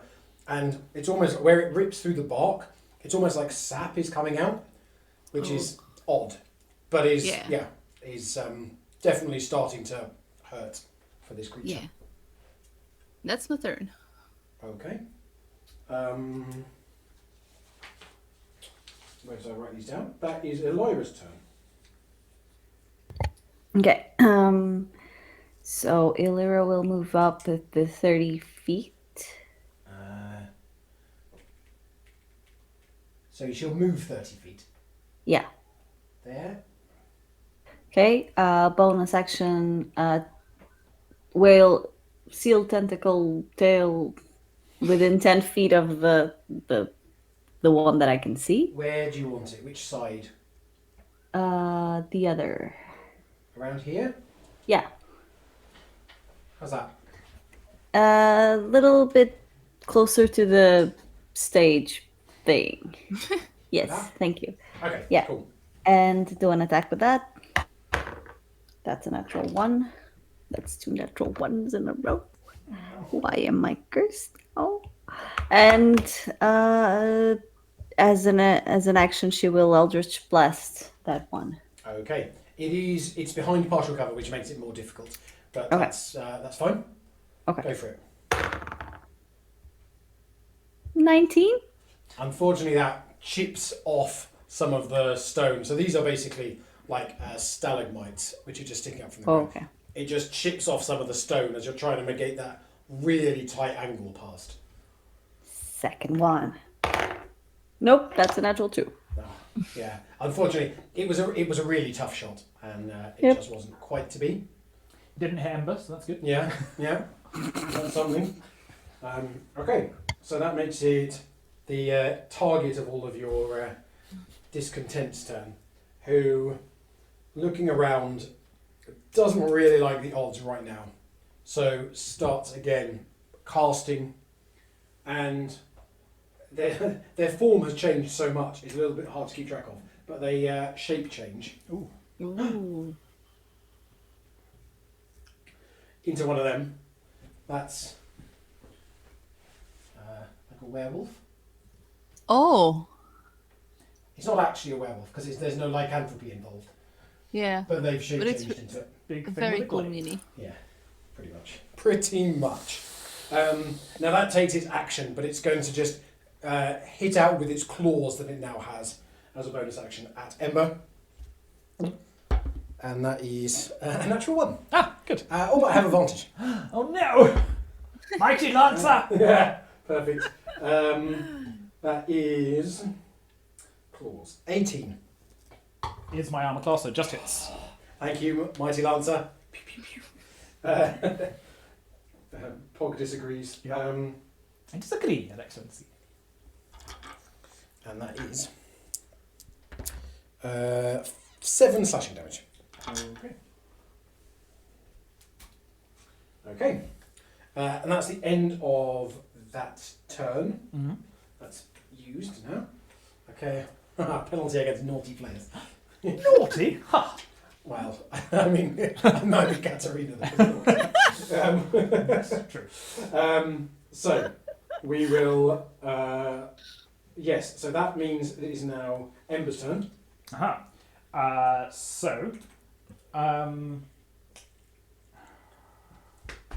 I think I'm going to be dropping this Shield of Faith, I'm afraid.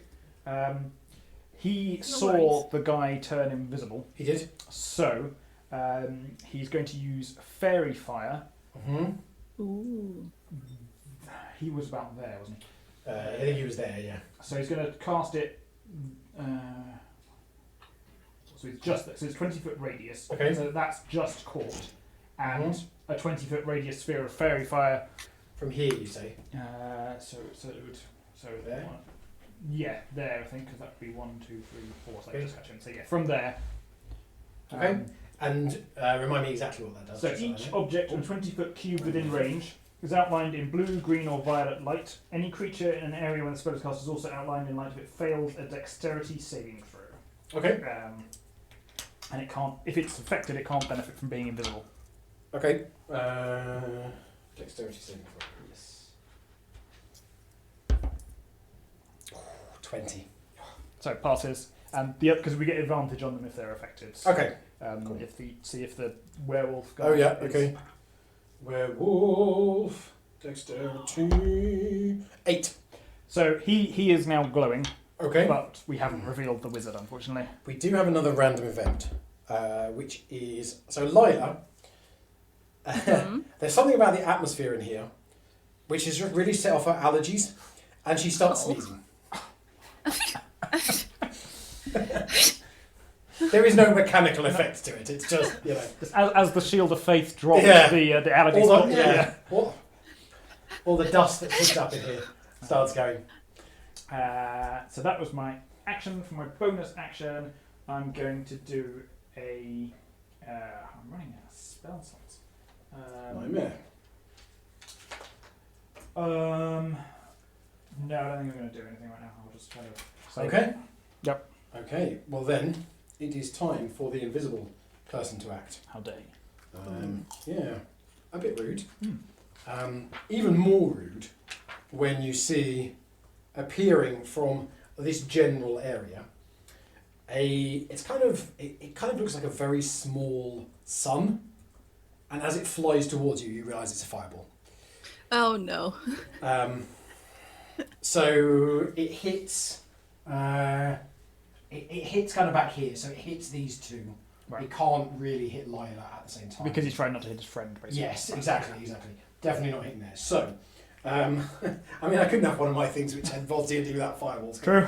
Make a dexterity saving throw, please. Ember and Elena. You So get I plus have a one for your warding. Plus bond. 1, yeah. Oh, you are about to take a lot of fire damage here. Yep. Dexterity, you say? Yep. 13. That's still an 8 for me. I rolled Oh a 3. no. Oh no. Can it be a cold 14. fireball? Afraid. Oh no! So it's 8d6 plus half of 8d6 Bye, guys. to Ember. Oh So let's no! just add these up. Wait, 7, why so much? Because he 12, takes half of my 20. the damage. Yeah. So 28 damage to Ember, plus 14. So that's 42 damage to Ember, and 14 damage to Illyra. Oh god. Oh no. Well. Oops.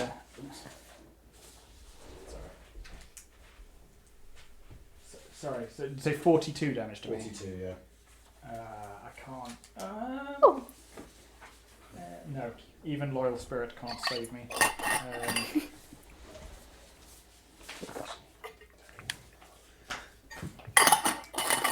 Yeah. I'm just down. Okay. Wait, dead? Well, unconscious. Oh. I'm not Ember is outright unconscious, dead. yeah. Okay. Okay. So concentration drops. Yes, warding bond is. Warding bond ends when I drop to 0 hit points. It's not concentration, but it does end at that point. Okay. So. Okay. Okay. Yes. That's good because you don't keep taking damage. And Yeah. Fairy Fire now drops as well, so we no longer Okay. have advantage on that dude. Okay. Okay. That's the end of the mage's turn. If that's any help. Is he greater invisible or just invisible? Because he might appear if he's just invisible. Oh, He I doesn't think appear. it's greater. Sorry about that. Okay, so yes, he has not appeared currently, and it is on to Lila's turn, who still has advantage. Yeah, I'm gonna hurry to rush over to Ember Mm-hmm. and use the greater healing potion that I Okay. just got. Just put it down his throat. Okay. Sounds I good. don't know what I need to roll for that or how. Wait, I'll check. What's a greater I have it potion? here actually. Is it 44 plus plus 4? No.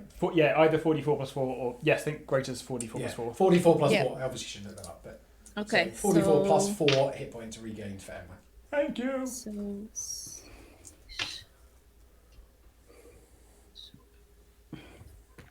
18. Thank you very much. Awesome. Nice. Yeah, I Shame you suspect haven't that done giving him the potion is my action. It is the action, yeah. Okay. Yeah, so I've just moved towards Amber to be able to do that, and I'm just gonna stand either in front of him, between him and the creature, if I can, Mm-hmm. or just over him so somebody hits me and not him. Yeah, if you can come around to here, Yeah. and you're not completely blocking off. It's a bit of a difficult angle here, but you're Yeah. here. Ember is down here, and there's a stalagmite here, so it's not completely blocked off, but you're kind of in the way. It would Yeah. be difficult for this thing to get there. Yeah, I'll that's what I do then. Mm-hmm. Yeah. And I can't attack with a bonus action unless I've used my action to attack, right? I believe that's true. Yeah. Okay, then that's my turn then. Okay. Okie dokie. So that brings us on to Alira. Okay, so I have two questions. No one appeared with after the fireball was cast, right? Okay, and the blinding dust, does it have is it a cone? Is it a 5-foot thing? Mm-hmm. I only invented it. I don't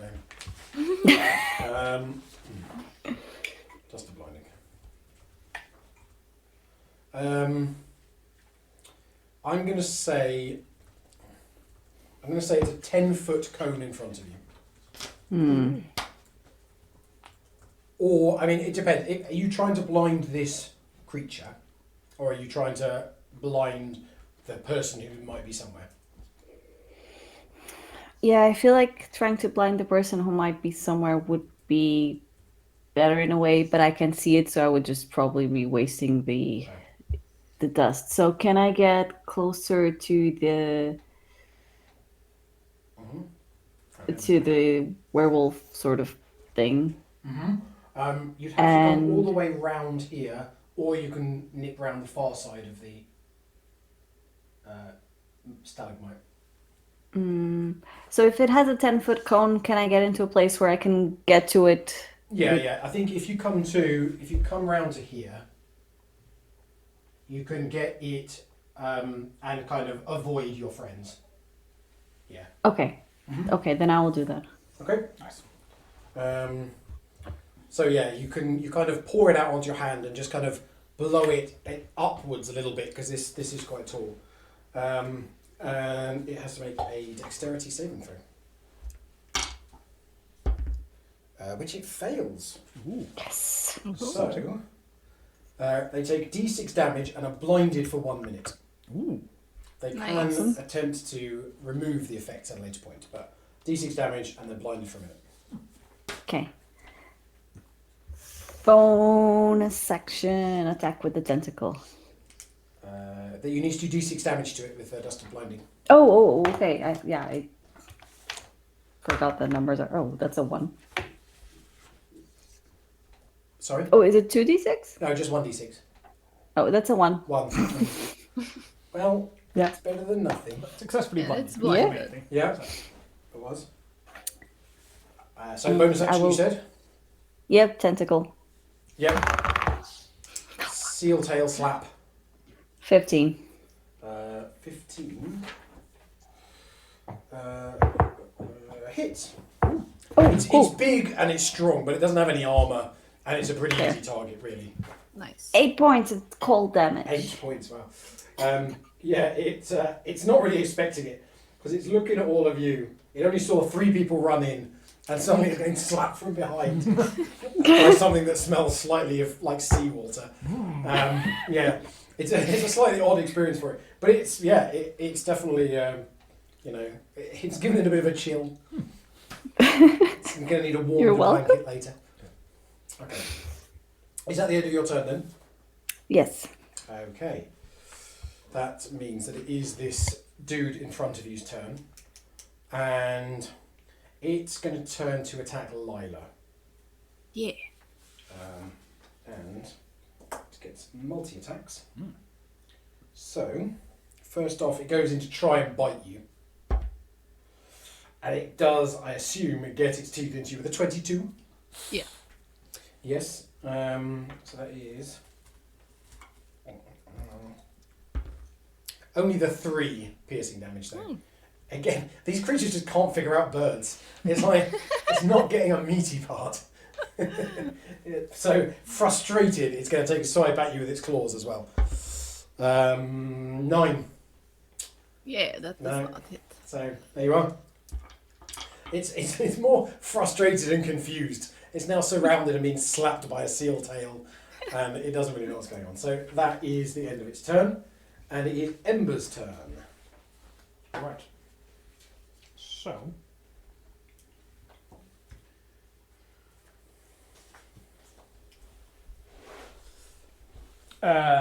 Ember, having been brought to his feet by the healing potion, has just kind of take a moment to steady himself and then clutch the holy symbol around his neck. And you can just see kind of purplish twilight light just start to kind of spread out from him. And he is going to cast Aura of Vitality. Ooh. Which means that as a bonus action on each of his turns, which he will then do, he can choose a creature within 30 feet to regain 2d6 hit points. So he will start with himself. Nice. Right. Sounds good. Yeah. 1, 6, 7. But that's my action and bonus action. So Okay. So that's... you're not going to move, I assume? no. Oh, no? Okay. So it is the mage's turn. And on this occasion, let me have a look at something very quickly. Because I'm not very good with my memory. Yes, I thought that was the case. Okay. You do see a little more fire kind of blinking into existence. But it is significantly smaller this time, and it resolves itself into merely a firebolt. It comes from behind, like the opposite direction from where you guys were before, where the person was before even. And so it is aimed at Elira on this occasion. Okay. Ranged spell attack. Natural 1. So yes, it does not. It kind of it bursts into light and then just goes flying past and just illuminates the area in a very dramatic way. Long shadows, everything is, yes. It's a very dramatic scene at this point, but it does absolutely nothing to you. So yeah, that's the end of that turn as well. So it is Lila's turn again, Okay. who I think still has advantage. Yes. Yes, because you didn't attack last turn, did you? No, I didn't. Seeing where that firebolt came from, she's just gonna hesitate a moment, but then she'll just fly, like jump up and try to zoom at where that flash of fire came from, and just I think she'll probably take an attack of opportunity or something, but she'll take it because she wants to just like use her big astral arms to sweep around that area to try and hit the creature because it has like a bigger reach. So you do take an attack of opportunity from this creature. Yeah. 8 probably doesn't hit. And make an attack roll at disadvantage. Can I use my advantage to balance that Yeah, out? yeah. You can go to evens for that, absolutely. Yeah. Sorry. Okay, that's good. 23. Hits. Yeah. So you kind of swoop off. No, wrong way. You swoop off over here, and you kind of bump into something around about here. This person is still invisible, but because you have a figure on where it is, I'll let the rest of you attack it at disadvantage because you kind of know where it is at this point. Yeah. Until something else happens, obviously. The first hit is maximum damage, 10 damage. 10 damage. Yeah. Cool. Break his concentration. And since I can't grapple him because I've already taken one attack, if I read that correctly, so I'm just gonna try and bonk him again. Go for it. Unfortunately, that was a 2. Unfortunately, does not hit, I'm afraid. Yeah, I'm going for my bonus action bonk. Hashtag, you know the hashtag. Yep.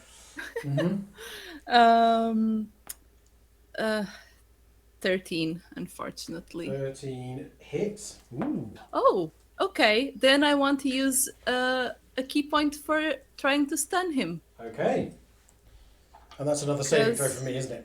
Yeah, it's a DC 13 Constitution save. Natural 20. Okay. Ooh, random event. He does take 8 points of damage, though. Okay. We can do that. Okay. In response to the fact that you have just found this invisible person and done quite a significant amount of damage with your raking claws, you have inspiration, a d6. Hey! Thank From you. the random event. Nice. Good stuff. Okay, so that was Lila, and we're on to Alira.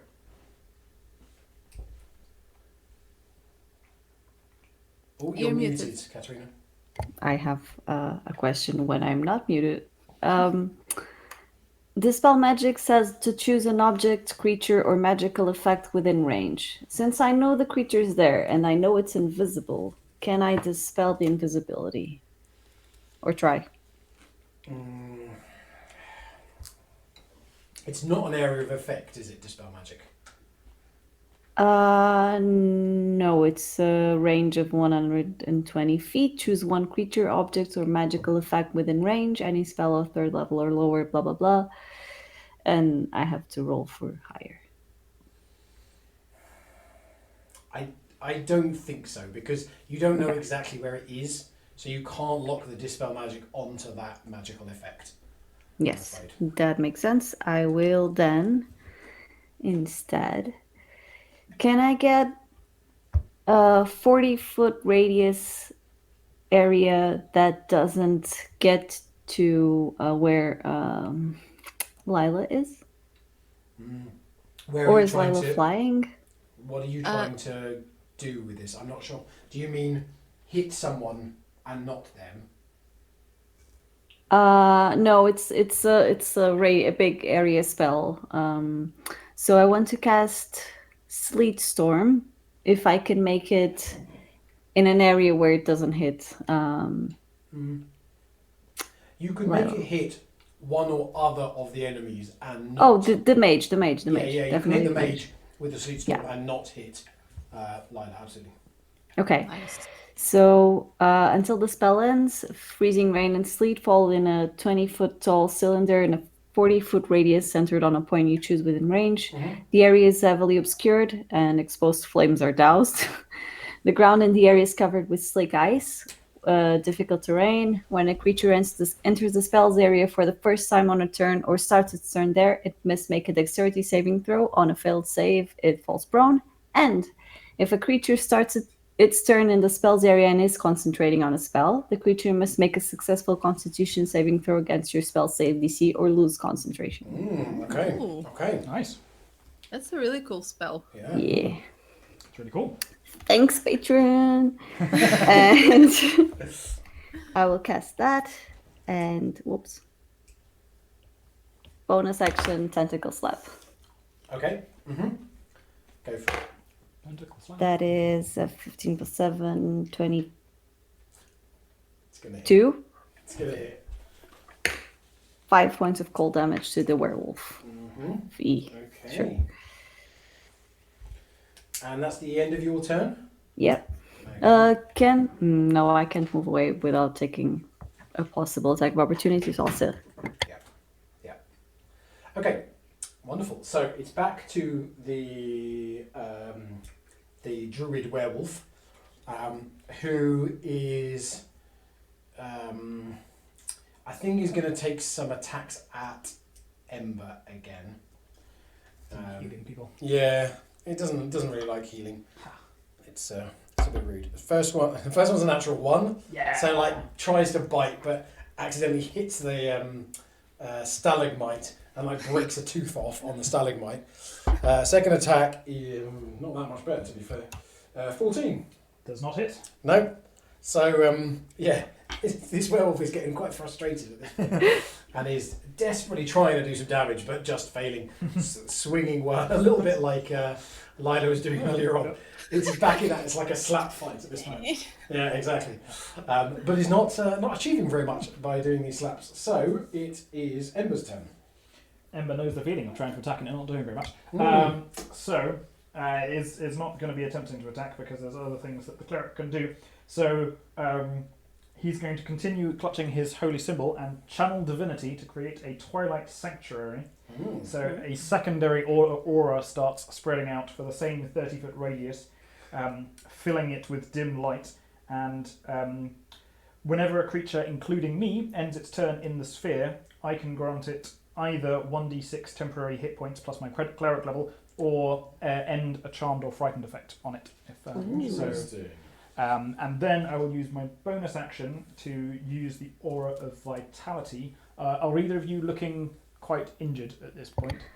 I'm at about a little over half. I'm just a little bit hurt. I'm okay. Okay, so I'm going to restore 2d6 hit points to Elira. Thank you. So 6 hit points. Thanks.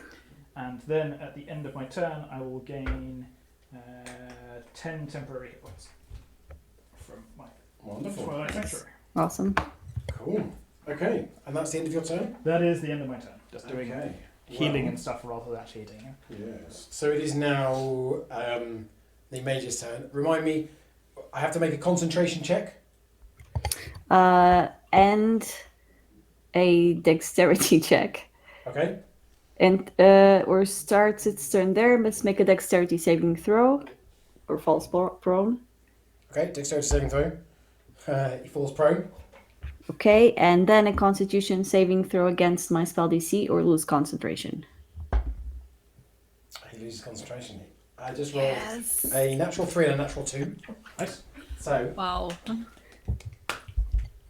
down on the floor. But it is his turn, Nice. and that's difficult terrain. Yes. Okay. So he's going to stand up. And he's going to live a little dangerously. And take an attack of opportunity. Oh, if that was there. Yep. So he's going to move to there. Takes an attack of opportunity from Lila. Yeah. Which is 22. Hits. Yes. For 6 damage. Yeah. It's this mage is not actually all that strong once you start getting into it. And tearing through his robes is not that hard, it turns out. So you managed to get in there. He's going to go, so that was 5, 10, 15. and is now going to try and figure out if there is a way he can fireball all of you and not himself. So 20-foot radius, no, so it would have to go there, 5, 10, 15, 20, so that wouldn't hit him. Might hit his werewolf friend. Yeah, it would. Yeah, he doesn't care that much. So, it's time for another fireball. Do you want to join our team, werewolf friend? Except he can't move that far because it's difficult terrain. And so he had to get up. Yes, so he moved 15 to get up. Yeah. So he can only then move 1, so he's going to move to there. Yeah. So he's actually just going to aim there. Yep. Yeah. Because if he doesn't care about his werewolf friend. Yeah. Although, I mean, it's like right behind a block, so he's thinking, you know what? This Stalagmite is going to block all the damage, so it's all good. So I need a dexterity save from everybody, please. Okay. Oh, this is not going to be great. Okay, no, it's going to be great. No, it wasn't. 18. 9's for a lot, me. right? That's pretty impressive. I mean, roughly the same as what the werewolf got. Kanina. 18 for me. 18, that's a pass. 10. 10 is a fail, Okay. I'm afraid. So that is 8d6, and halved for Lila, but full for everybody else. Does Lyra have evasion, Lila? No, not yet. Oh, okay. Oh no. This is either going very well or very badly for us. So that's Oh, no. 37 on 8d6. I'm down. I'm down. So that's 18 No. for Lila. Okay. The sleet storm is down as well because it's a concentration spell. My aura's dropped. Oh no. The werewolf is still going, but he's now like the fur is on fire. Looks slightly unhappy with There was everybody. a revive redeemed. Oh, Yes! Wow. Ember has been revived on 10 hit points, I believe. Also, wait, to check, did you say 37? Yes. Yeah. Yes, okay. That, yeah. So Ember is now on 10 hit points because has been revived by chat. Ooh. Oh, Thank and you. our Android TV device will soon Thank take you. off. There we are. Good, not anymore. Save. Is that in time for concentration things not to drop? No, unfortunately not. It's revive an unconscious character. Yeah. Yeah. It's yeah. not prevent a character from going unconscious. Thank you very much, Um, Honor GS. Okay, so they're not the best of friends at this point, these two. But such is life. That's what happens. It is Lila's turn. Okay. How badly injured does the mage look? Not like not like you have left some people. Still, definitely got a bit of life in him, but he is getting like maybe a third hit point, something like that. Okay. So I think she's gonna say, I'm gonna stop the fireballs now. Thank you. And she's gonna, since Amber is up and he can for sure take care of our other friend of Illyra, I am going to move just a little bit forward so I can be within 10 feet of the caster. Yeah, you only have to move up like 5 feet. Yeah. Yes, and the sea storm's down now, isn't Sea it? storm is down. Yeah, that's true. So first, I'm just gonna first do my 2 attacks. Okay. Come on. Oh wait, maybe it does. 13? 13, did you say? Yes. It does hit. Okay. So 5 points of damage. Okay. Mm-hmm. Stunning strike with my last key point. Okay. Another saving throw from me. Yeah. It's a DC 14. Wait, hold on. Did you make it? Okay. I Yeah. rolled a 14. Con save. Yeah. 14. Is it con? That's okay. So it was exactly 14, even after modifiers. It was exactly Yeah, DC. yeah. So she will be like, and just start punching him more. And so going for second attack, Mm-hmm. Go for it. which is 20 total Hits. for another 5 points of damage. Okay, he's definitely looking rough now.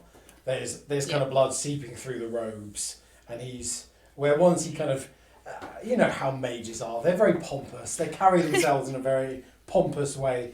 Now it's kind of like slinking down, just trying to keep going, but is still up. Bonus action attack. Yeah, The 18 on the dice hits. for 7 points of damage. That's enough. Yeah, that's enough. I The mage is down. Yeah. No more fireballs. The mage is down. Yeah. Yes, you have done your stated objective of stopping the fireballs. Yeah. Nice. That has been achieved.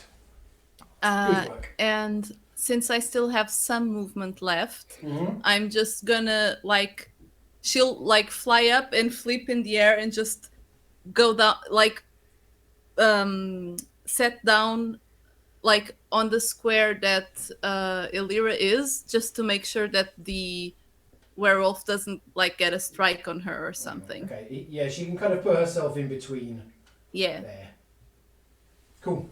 I mean, it does look like she's being beheaded by a glaive, but that's just how the miniatures are. Yeah. Okay, Yeah. great. So that's the end of that turn, and that means it is back to the werewolf, who was actually going to go for the downed person because he's so frustrated with everything that's going on. But it is now, with the burb interposing themselves in between, is going to attack. It's blind, so it's also at disadvantage. Oh yes, it does have a chance to shrug that off, but let me see. The end of each of its turns. So this turn it's attacking with disadvantage. So it's attempting to hit the downed person, but it's hitting the burb who didn't know he was there. I mean, yes, probably. It's still attempting to hit the Makes down sense. person. Makes sense. So first one, I rolled 2 6s on the dice. So 10? No. Second attack, still a disadvantage, is 8. So no. Yeah. He's now going to attempt to shrug off the dust of blinding. 15. No, still blinded.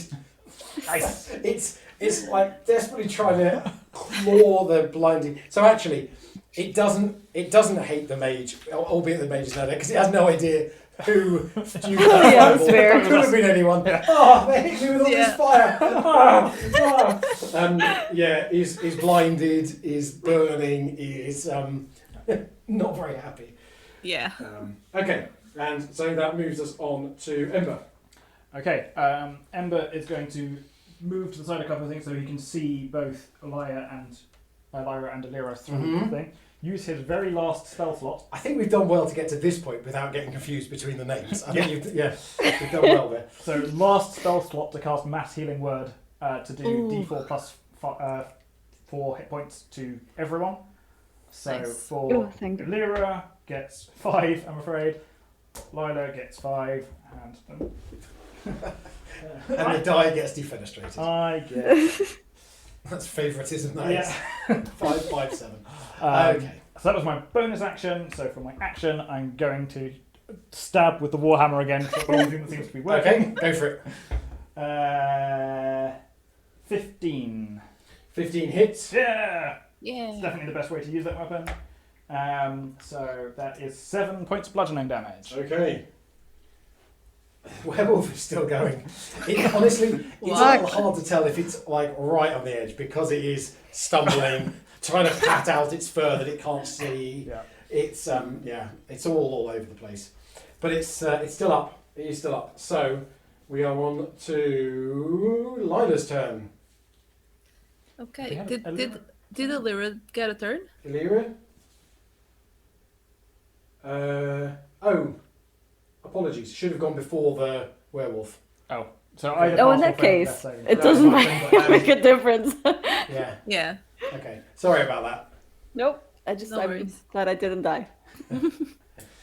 Okay. he's now. I'm just gonna attack. Go for it. Good. That's my brain trying to do math. 25. Hit.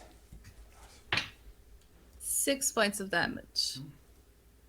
And with that, Yeah. Oh, we get the druid back. Yes, he's unshapeshifted at least. Oh, I right. don't know Yeah. what I've done with the mini though.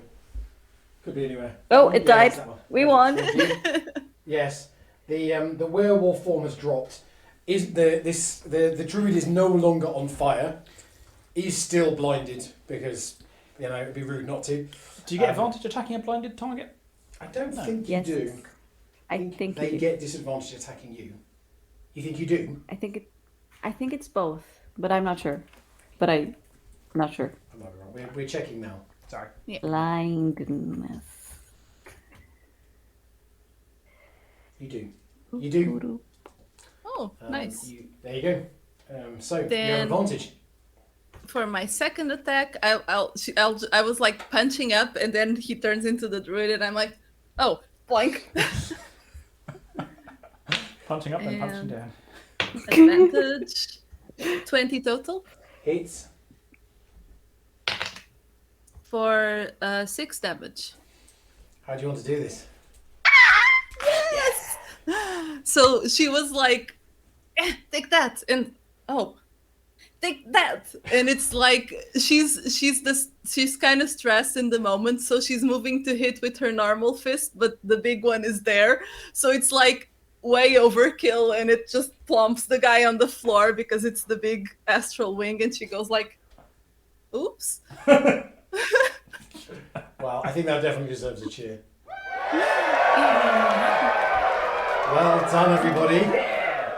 You made it through, and it's like 5 to 8. So we've done well timing wise. So I think probably what we'll do then is just kind of take a few moments of timing there, and we'll call it there rather than going back and getting your cart back and all those kind of things. But well done, everyone. Well done, everybody.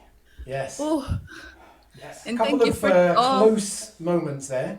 yeah. Some clutch things redeemed by chat. Thank you very much. Yeah. Thank Yes, you. thank you. Absolutely. That Hashtag was blessed. yeah. Yeah. No, it was. That was yeah. great. Thank you guys as players for taking part. Where's the wine going?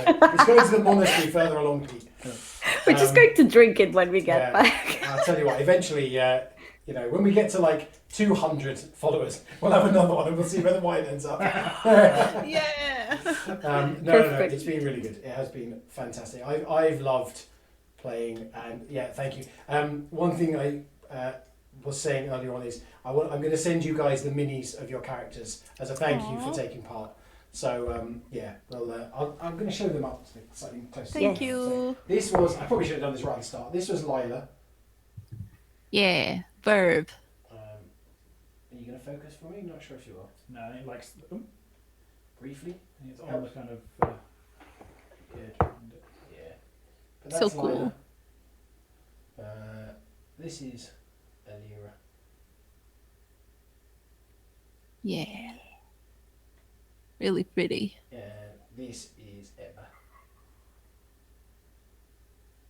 I love So Amber so cute. much. It's so cute. He's awesome. There we go. Pete says, it's been awesome. So glad I stayed, but the best bit was the hydration. Yeah. I mean, That's amazing. that sounds about right. Yeah. Wonderful. Thank you so much, everybody. Thank you for being here. Thank you for spending the afternoon and evening with us. I've had a lot of fun. I hope all the players have too, and I Yeah, hope definitely. everybody watching. Yeah. And yeah, big thank you to everyone who helped out. I've basically taken over Pog's house for the day to make this happen, so that's been great. And thank you, Ball GM, for slapping a sticker. I really appreciate that. I'll have a cheer for that. I didn't even get a noise. Yeah. I'll have a cheer. And thank you to the boss who's helped out massively with everything as well. Thank you. So Yes. yeah, thank you everybody. But I will let you go and enjoy the rest of your evening.